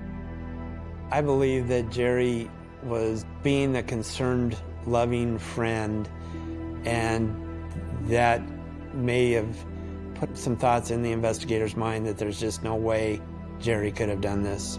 Beneath his facade just seemed to be rage and anger that he'd been rejected. I think Jerry Hicker was a sexual predator. They got away with a lot of crimes. We were so glad and so grateful that the detectives had worked so hard. It boggled my mind that they could solve it after 34 years. Despite an airtight case against Jerry, his declining health leaves prosecutors with a new dilemma. When I went to arrest Jerry, he had been diagnosed with cancer. He was just the shell of a man. We didn't feel that his lifespan was much of 5 years, if that. So we worked out a deal that he would plead to a substantially reduced charge of manslaughter, and that he would be sentenced to the prison for 5 years, figuring that that would be a life sentence. Going with the plea deal was my mom's decision. She wanted him to say in his own words that he did it. She wanted those answers. Jerry Hicker serves 3 years in Utah State Prison, and in 2014, 5 years after pleading guilty, he dies of cancer. I bet you he had been looking over his shoulders all these years. I felt that his ill health was Barbara's justice. This is somebody that wasted away not only his life, he ruined so many people's lives by his selfish act. Barbara didn't deserve this. She had so much ahead of her, but the family does have some answers. That's the goal in my investigation. I think that in this case, justice was served and that the family got answers that they would not have otherwise had. The thing I miss most about Barbara was the times that we used to blast Beatles music and sing and dance for hours and just being kids, you know? I remember her then. Barbara was such a giving person. I feel inspired by her ability to give of herself. And I try to emulate that.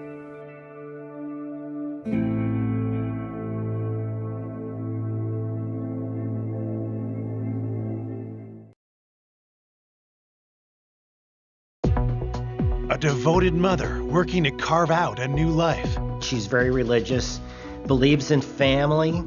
She would help anyone. Is murdered in her own home.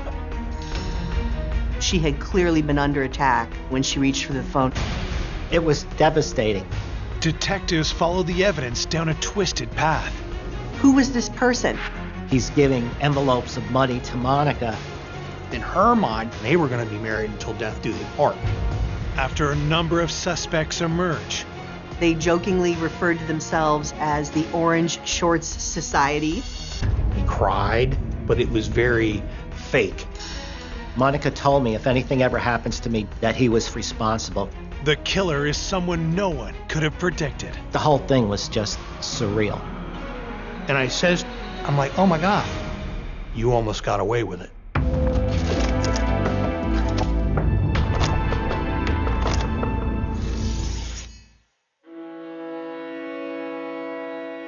Glenville, Pennsylvania. It's a small, proud community where everyone knows their neighbor by name. It wasn't really even a town, it was rural. Good, decent people. You could just keep the doors open on warm days, sitting on the porch and just relaxing and enjoying the peace. It's a rural area in central Pennsylvania, so it's not typical for a violent crime to occur, and if it does occur, it's an abnormality. On a spring afternoon in 2010, that peaceful atmosphere is interrupted when dispatchers at York County Control get a mysterious call. Someone had dialed 911. 911. And no one was saying anything. Hello? The dispatcher that received the call was inquiring, hello, is anyone there? So the protocol at the time was hang up and call it back. They received a busy signal, so the phone was off the hook. They dispatched Southwestern Regional Police. A patrolman entered the residence and announced himself that he was with law enforcement. And as he made a right into the living room area, he discovered the body.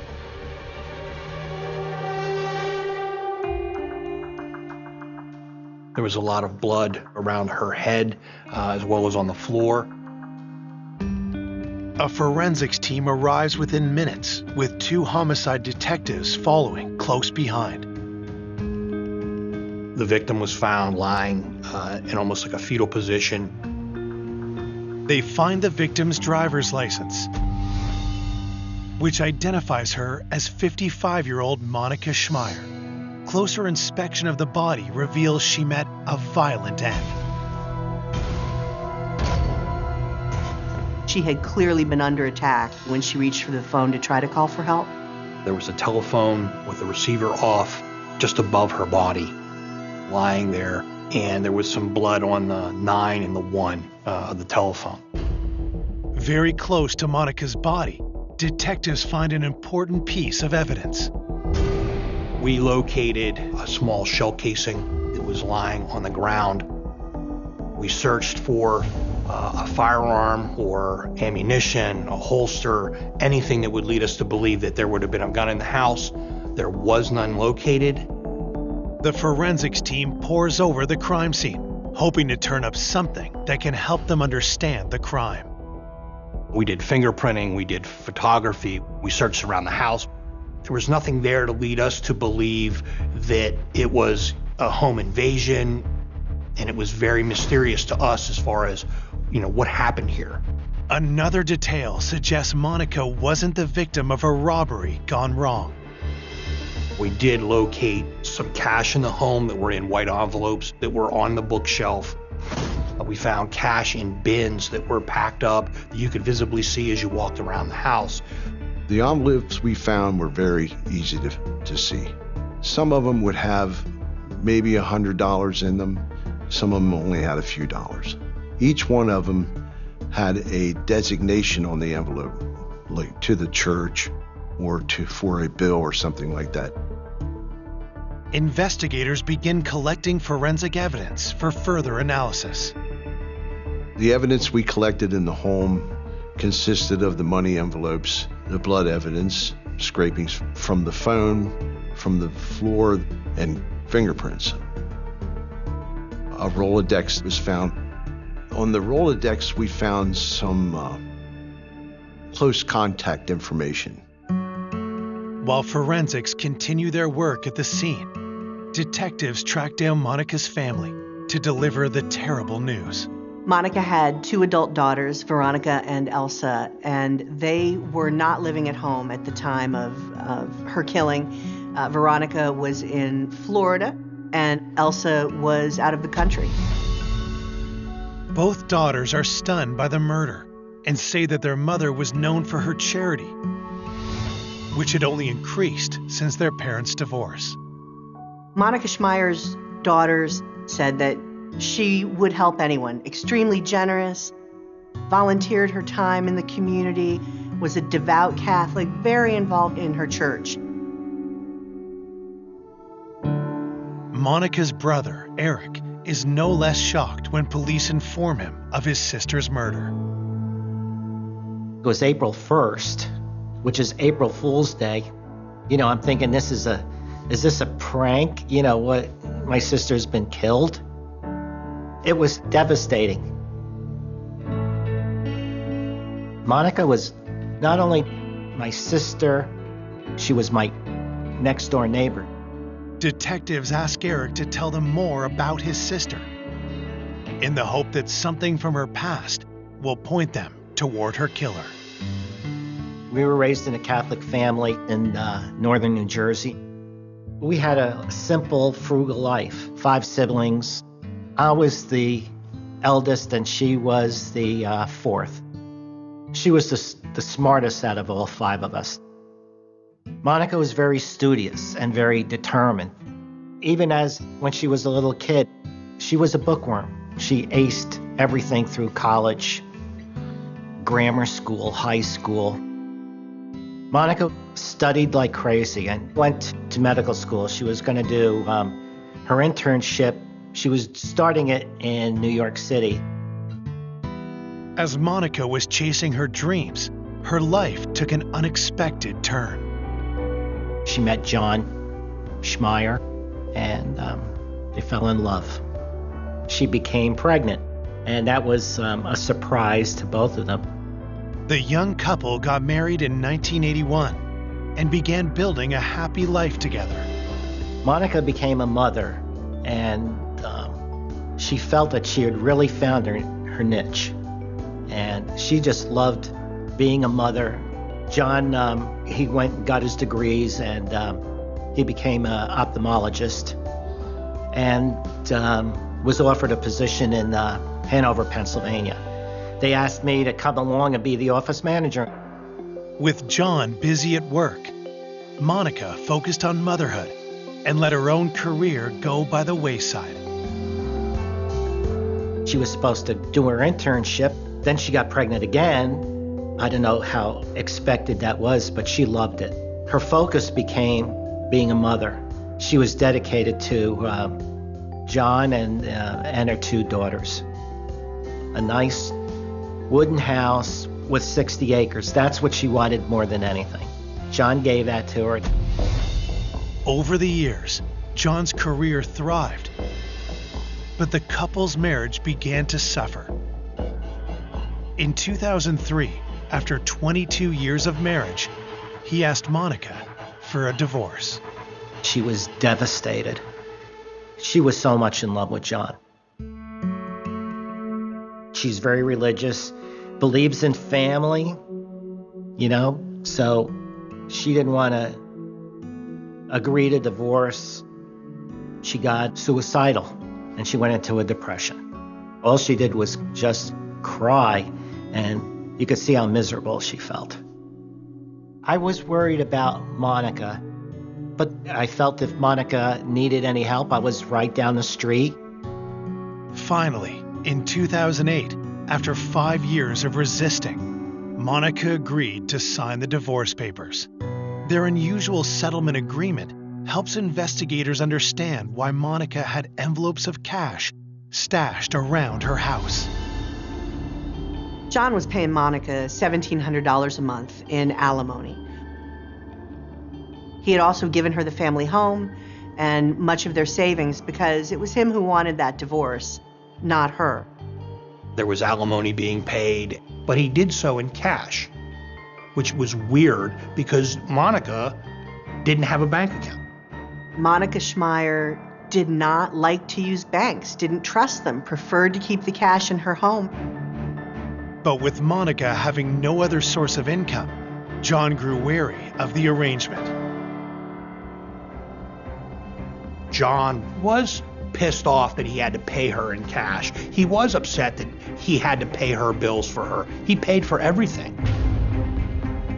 Could John's resentment have grown so great he wanted Monica dead? When detectives ask Eric, his answer is shocking. Monica told me if anything ever happens to me, John is responsible because she was scared that John would do something to hurt her. Coming up, does a grieving spouse have something to hide? He cried, but there were no tears.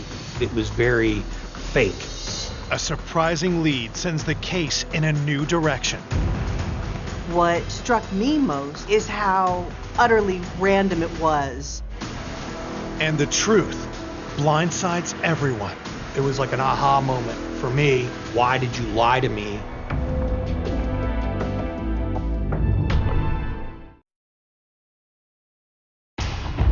York County Police investigating the horrific murder of Monica Schmeier have reason to be suspicious of Monica's ex-husband, John.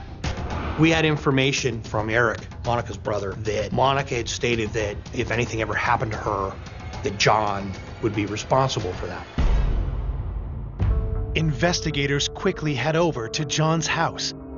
When they tell him about Monica's murder, they're surprised by his behavior. John reacted in a way that was very awkward and very unusual, something that in my years I'd never seen. Oh my God, he put his hand across his chest. Maybe some of it was a little fake. Maybe the clutching of the heart was a little fake. He began to cry, would probably be a stretch. There were no tears. Myself, I do believe it was very fake. I covered his face, would look up and see if we were watching him. And as he's doing this, it's like, oh my God, this is just so weird. And it's like, is he involved? Detectives asked John to come down to the precinct to talk. He explained to me about this weird and unusual arrangement that he had with Monica. The envelopes that we found in the home would be labeled like electric bill, water bill, mortgage, whatever, but they were used to give back to John so that John could then pay her bills. So we're looking at this from the outside, wondering what the hell's going on, that he's paying her in cash. She is now taking cash, putting it in envelopes, giving it back to John. John's then writing a check to pay her electric bill.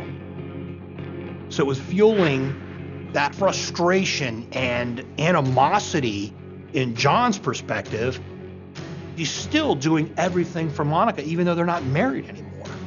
Because being a devout Catholic, Monica didn't care they were divorced. In her mind, they were still married, and they were going to be married until death do they part. John admits that the situation bothered him, but he says he'd never resort to murder. He agreed. It's very frustrating. It was very much a pain for him to do all this stuff, but he couldn't. Get rid of her is for lack of a better phrase. Anxious to prove his innocence, John provides police with an alibi. He was able to provide us with a detailed explanation as to what he had done that day, where he was, and who he was with. John tells the detectives he was meeting with an acquaintance named Sarah Powell before the two of them joined up with a larger group at a local restaurant. And I asked him if he has information that can verify his alibi, and he was able to provide me with a cell phone number for Sarah Powell. We wrapped up the interviews. We advised John Schmeier to stay away from the home. We may need to go back there at some point in time just to stay out of it. We had a secure scene. The next day, detectives speak with Sarah Powell to confirm John's alibi. She revealed to me that yes, I was with John Schmeier yesterday. She had been with him for lunch at a restaurant where they were discussing online trading, that John experimented with that, and he enjoyed doing it, and she was looking to get involved in it to try to make some extra money. Sarah and her fiancé knew John Schmeier from a group that met frequently at a local restaurant. John had started meeting with a group of people at Hooters restaurant. Sometimes a few times a month, they jokingly referred to themselves as the Orange Shorts Society, or OSS. It was a place where they would go and just hang out and, drink beer and eat wings. After their meeting, John and Sarah had met up with the larger OSS group. When I asked her who all was there, she was able to provide information that matched John's as far as who all was present that day.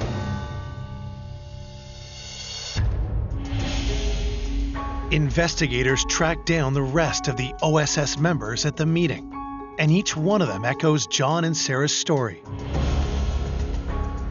But they also share something else about John's relationship with Monica.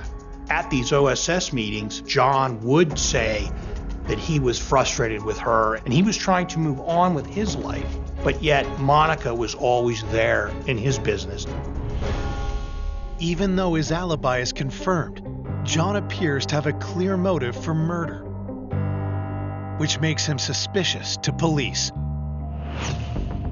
So they ask him to take a lie detector test. John submitted to a polygraph examination.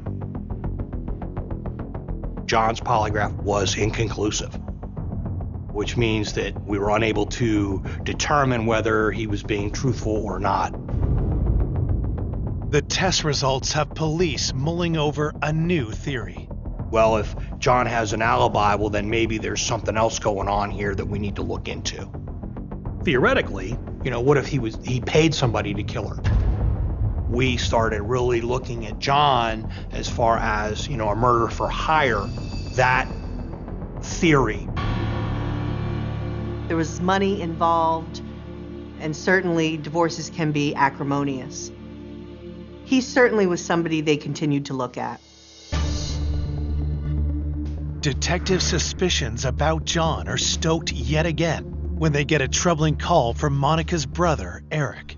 I told them that John comes to the door at about 5, 6 o'clock in the morning. And then John went into explaining that he went to Monica's house. John was not supposed to go to the house. He was told not to go there. He went there anyway. Now that set a bell off for us. What the hell's going on here?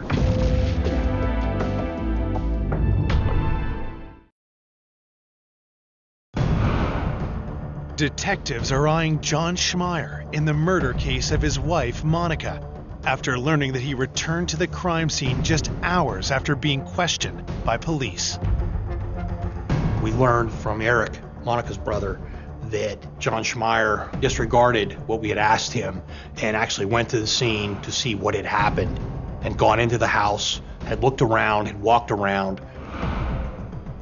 John's behavior is not only suspicious, but could have damaged the investigation. Anything further that we wanted to do there had been jeopardized because the scene was no longer secure at that point. With John not following our request, it's another arrow in our quiver as far as, the person of interest, just another little check mark. The day after the murder, police canvassed the neighborhood around Monica's home. Patrol officers went out and spoke with neighbors, were able to locate people that saw something suspicious that was out of the ordinary the afternoon of March 31st. The first witness Patrol located was Mr. Kegerice. He lives up the hill from Monica Schmeier. Mr. Kegerice advised that the afternoon of March 31st, he noticed a gentleman coming down the hill. And he said it was kind of unusual. He'd never seen the guy before that afternoon. He sees this same gentleman now walking with a purpose, is how he describes it, back up the hill with what he believes to be a white envelope in his hand. So now we're putting two to two together. Oh, white envelope. We had white envelopes in the house. Those white envelopes contained cash. Why is this guy in the middle of nowhere, then comes back, and now he has an envelope, and he's walking with a purpose? Patrol also located a second witness, Mr. Crawford, who lived a little further up the hill. And Mr. Crawford was able to tell us that he was coming up the road from the Schmeier residence, and he noticed a gentleman walking up the roadway, which was unusual because there's not a lot of foot traffic out where these guys live. And Mr. Crawford also said you can see up the hill a silver van. And he describes it as a work van. It's not a soccer mom van. It's just your regular panel work van. Patrol was able to locate some tire tracks in the grass where that van, you could see where it did like a 3-point turn, turned around and went back up the hill. So now we have a direction of travel. Investigators conclude the van headed towards a village called Jefferson. In Jefferson, there's a bank.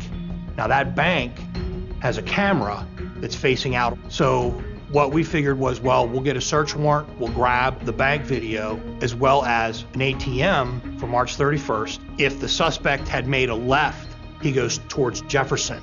If he makes a right, he goes to Maryland. We have a 50-50 shot, whether or not we got this van. Investigators keep their fingers crossed as they comb through the poor quality video. And I looked through all this video looking for silver vans, and I was able to find numerous silver vans that were coming through and going back on that day. We were looking for a needle in a haystack.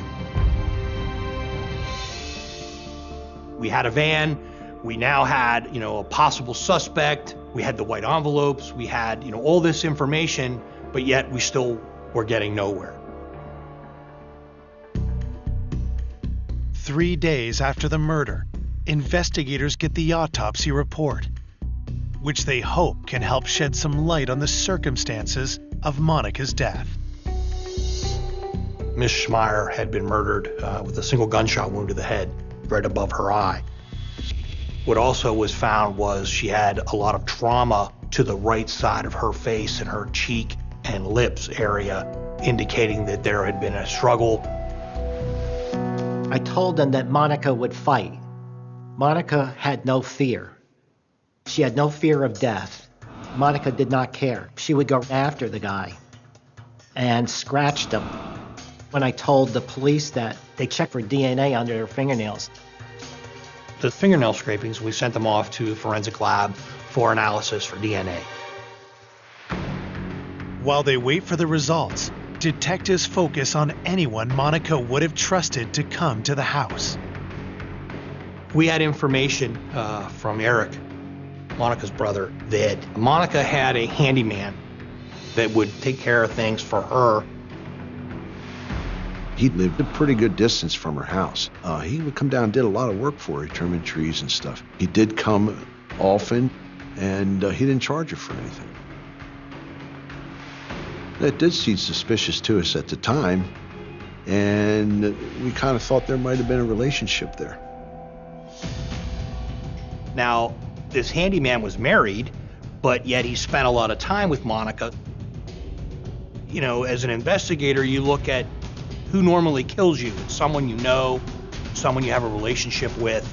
You know, there's a thin line between love and hate, and that's where, you know, our suspicions were, okay, well then maybe there's something else going on here that we need to look into.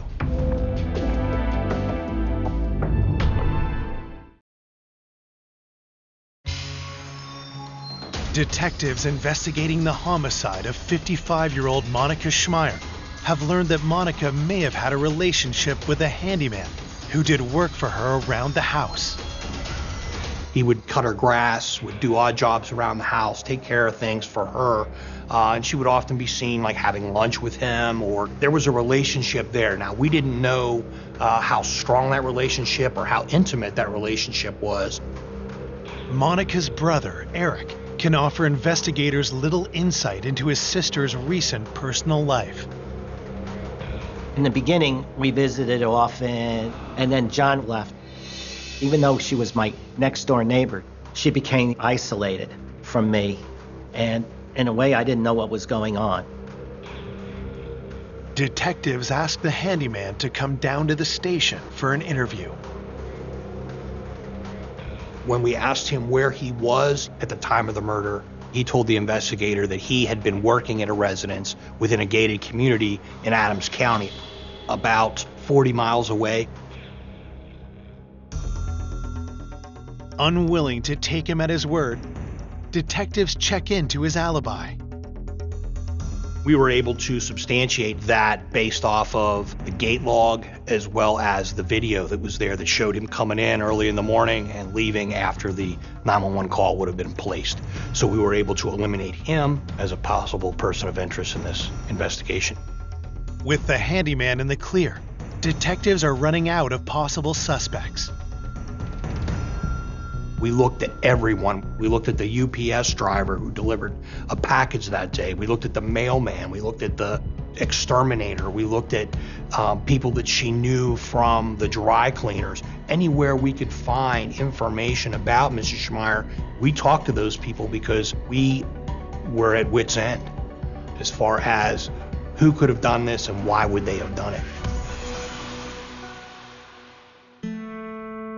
The passing weeks start to take an emotional toll on Monica's friends and family. Everybody back home is waiting for something to happen, something. And then I got to the point, and I think the rest of the family, it's just going to be one of those things. You know, we're just going to, the guy maybe gets away with it or whatever. Just seemed as if they were never going to solve it. And I think people were concerned, what if it was random? Because if it was random, it can happen again. A month into the investigation, Detective Damagon decides to take a fresh look at all the evidence they have so far. I was sitting at my desk in my office, and I have my notepad, and I'm going through all my notes from the scene. The investigators circle back to Monica's ex, John, and his friends at the Orange Short Society. I'm flipping through my notebook, and I get to my interview with Sarah Powell. Reading that, going back through that, Fellow Orange Short Society member Sarah Powell had confirmed John's alibi. But now another detail suddenly jumps out to the detective. And immediately, light bulb goes off, and I recall, Sarah Powell telling me my fiance is usually there, but he wasn't yesterday. Sarah's fiance, Timothy Jacoby, is also a member of the Orange Short Society. But because he was unable to confirm John's alibi on the day of the murder, he had been off investigators' radar until now. Come to find out, he has a master's degree, he's college educated, he's a U.S. Air Force veteran. He made, better than average money. But when police search Timothy's name in their database, they make an alarming discovery. He had a prior arrest for a robbery of a jewelry store involving a firearm. Scooped up, I think it was close to $48,000 worth of jewelry. Turned around and ran out and dropped all the loot as he was running. They still caught him. He served prison time for that. An ex-con who's friends with John Schmeier. The discovery reignites detectives' murder-for-hire theory. We're lacking the nexus between Tim and Monica, and that's where the investigation kind of pivots to John Schmeier again. Clearly he didn't do it himself, but he could have paid someone to do it. Detective suspicions intensify when they check John's phone records. In John's cell phone records, we found a phone call the day of the murder from John to Tim Jacoby. And I'm like, oh my God. It was like an aha moment for me.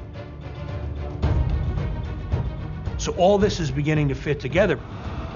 We had information from Eric, Monica's brother, that Monica had stated at some point in time that if anything ever happens to John. So we're looking at John Schmeier and Tim Jacoby conspire to kill Monica Schmeier.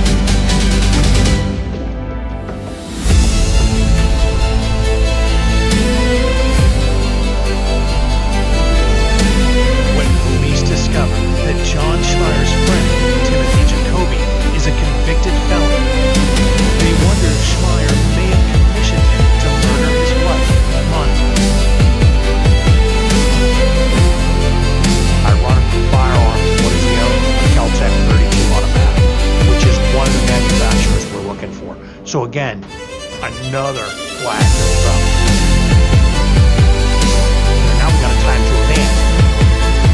Was Jacoby the man witnesses saw driving the silver van close to Monica's house around the time of the murder? But the problem we're seeing now is he doesn't own it.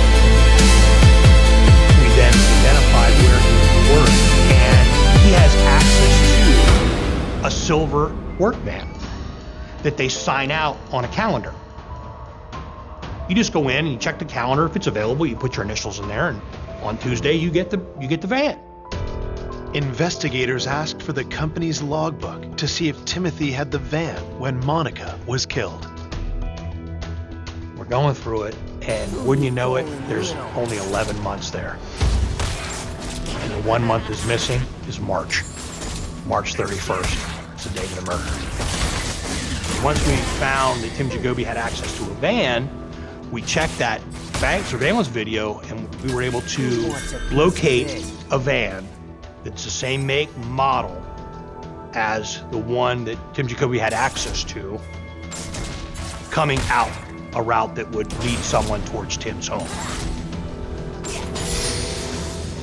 The evidence piling up against Jacoby is compelling, but detectives will need something more concrete if they're to file charges.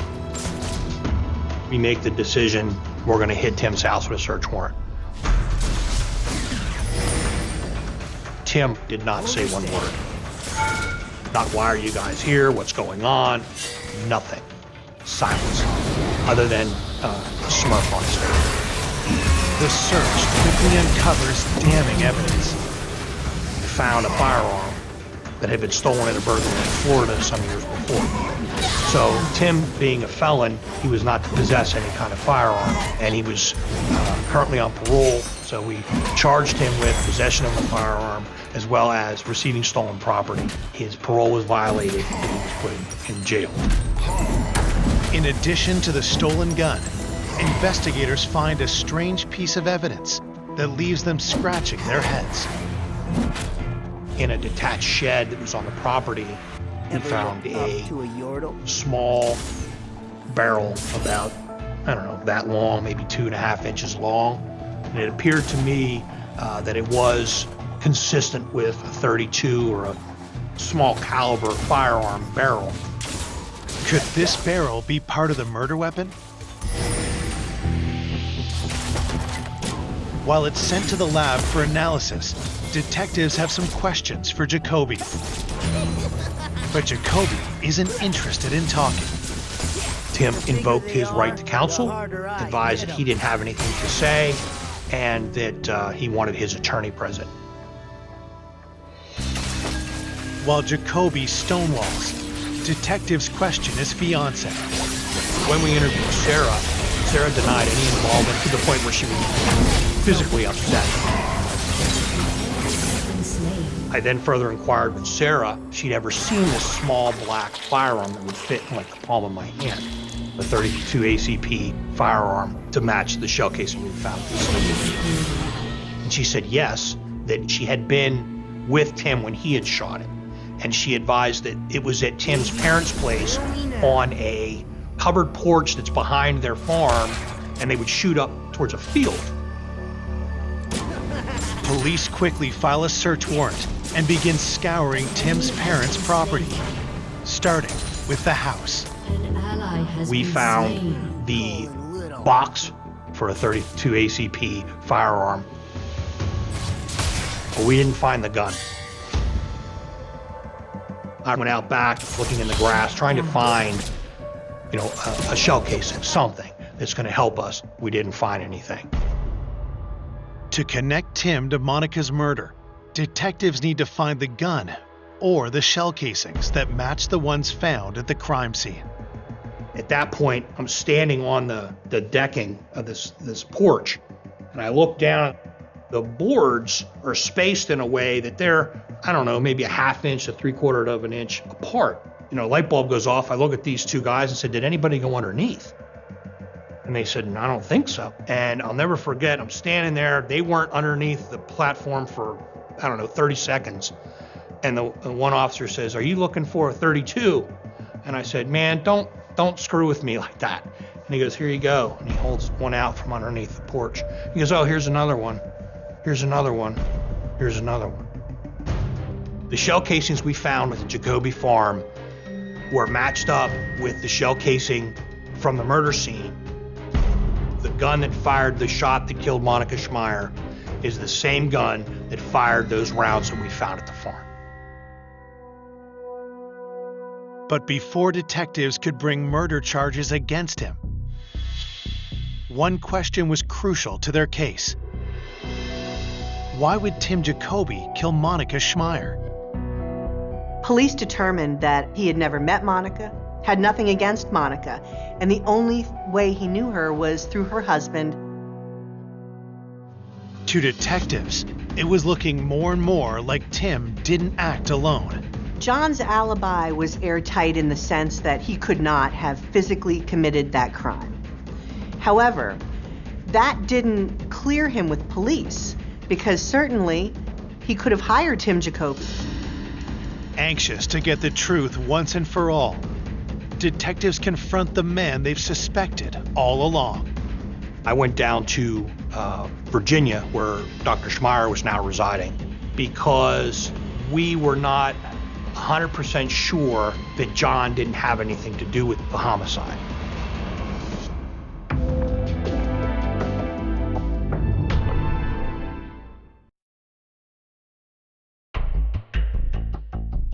Police have strong evidence implicating Tim Jacoby in the murder of Monica Schmeier. But they suspect that Monica's ex-husband, John, may have ordered the hit. We've identified Tim Jacoby as a suspect, but now we need a motive. Well, how does Tim Jacoby know Monica Schmeier? Because he doesn't know her, but he knows John. Did John Schmeier and Tim Jacoby conspire to kill Monica Schmeier? John and Tim would socialize together. According to John, that's where Tim learned about Monica and the envelopes of money. When we questioned him further, he said Tim knew that Monica would have cash at the house because that's what John told everyone. He knew that Monica lived by herself because that's what John told everyone. Tim Jacoby took that information and he devised in his mind the perfect crime. It's a plausible motive. Still, to test the theory that John may have paid Tim to carry out the murder, detectives searched the financial records of both men. We're trying to find any kind of financial connection between John and Tim. We left no stone unturned. We were finding nothing. Yet detectives know that John had placed a call to Jacoby on the day of the murder. When we inquired with John about why this phone call had been made, he related that, well, he had called Tim to let him know that he was meeting with Sarah because he didn't want Tim to think there was some kind of relationship between them or that John was trying to formulate a relationship with Sarah. Without any evidence to implicate John in his wife's murder, detectives finally clear him as a suspect. I believe that John, as quirky as he may be, had nothing to do with the homicide of Monica Schmeier. No one other than Tim Jacoby committed this crime. On October 9th, 2012, Timothy Jacoby is charged with first-degree murder. Someone she had never met that John knew, the whole thing was just surreal. 2 years later, the case goes to trial, and prosecutors lay out how they believe Monica's murder unfolded. We believe that afternoon, Tim signed out the van in Lancaster County. He came across, parked the van, walked up to the home. Whether he knocked on the door or he rushed the house, whatever, he overtook Monica, whether it was by surprise or by force. At some point, she made a run for the phone, at which point she brought the phone up to make the call,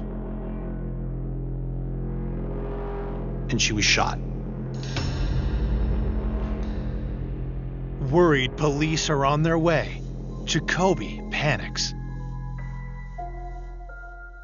Tim, in haste, grabs what he sees on the counter, walking with a purpose, with an envelope in his hand, and leaves.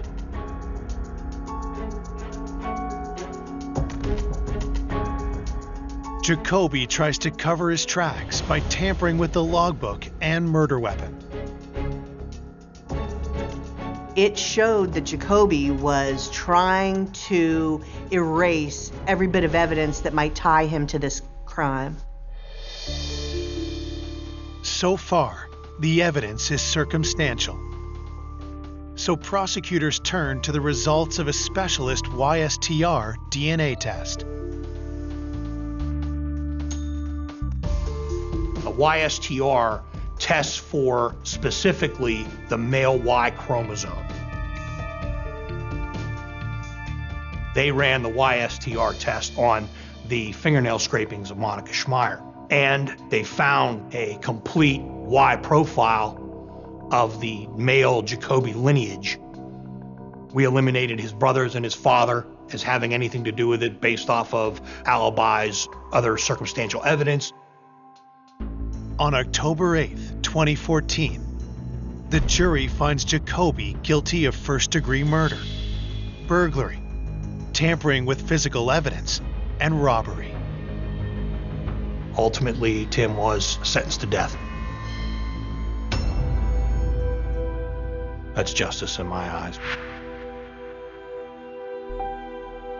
Maybe there was a sense of relief and closure with the family, but for me, that pales in the fact that my sister's dead. I want people to remember Monica as a dedicated Catholic, someone who was dedicated to her family. I don't know anybody that was more dedicated to her family and to God. She was unbelievable.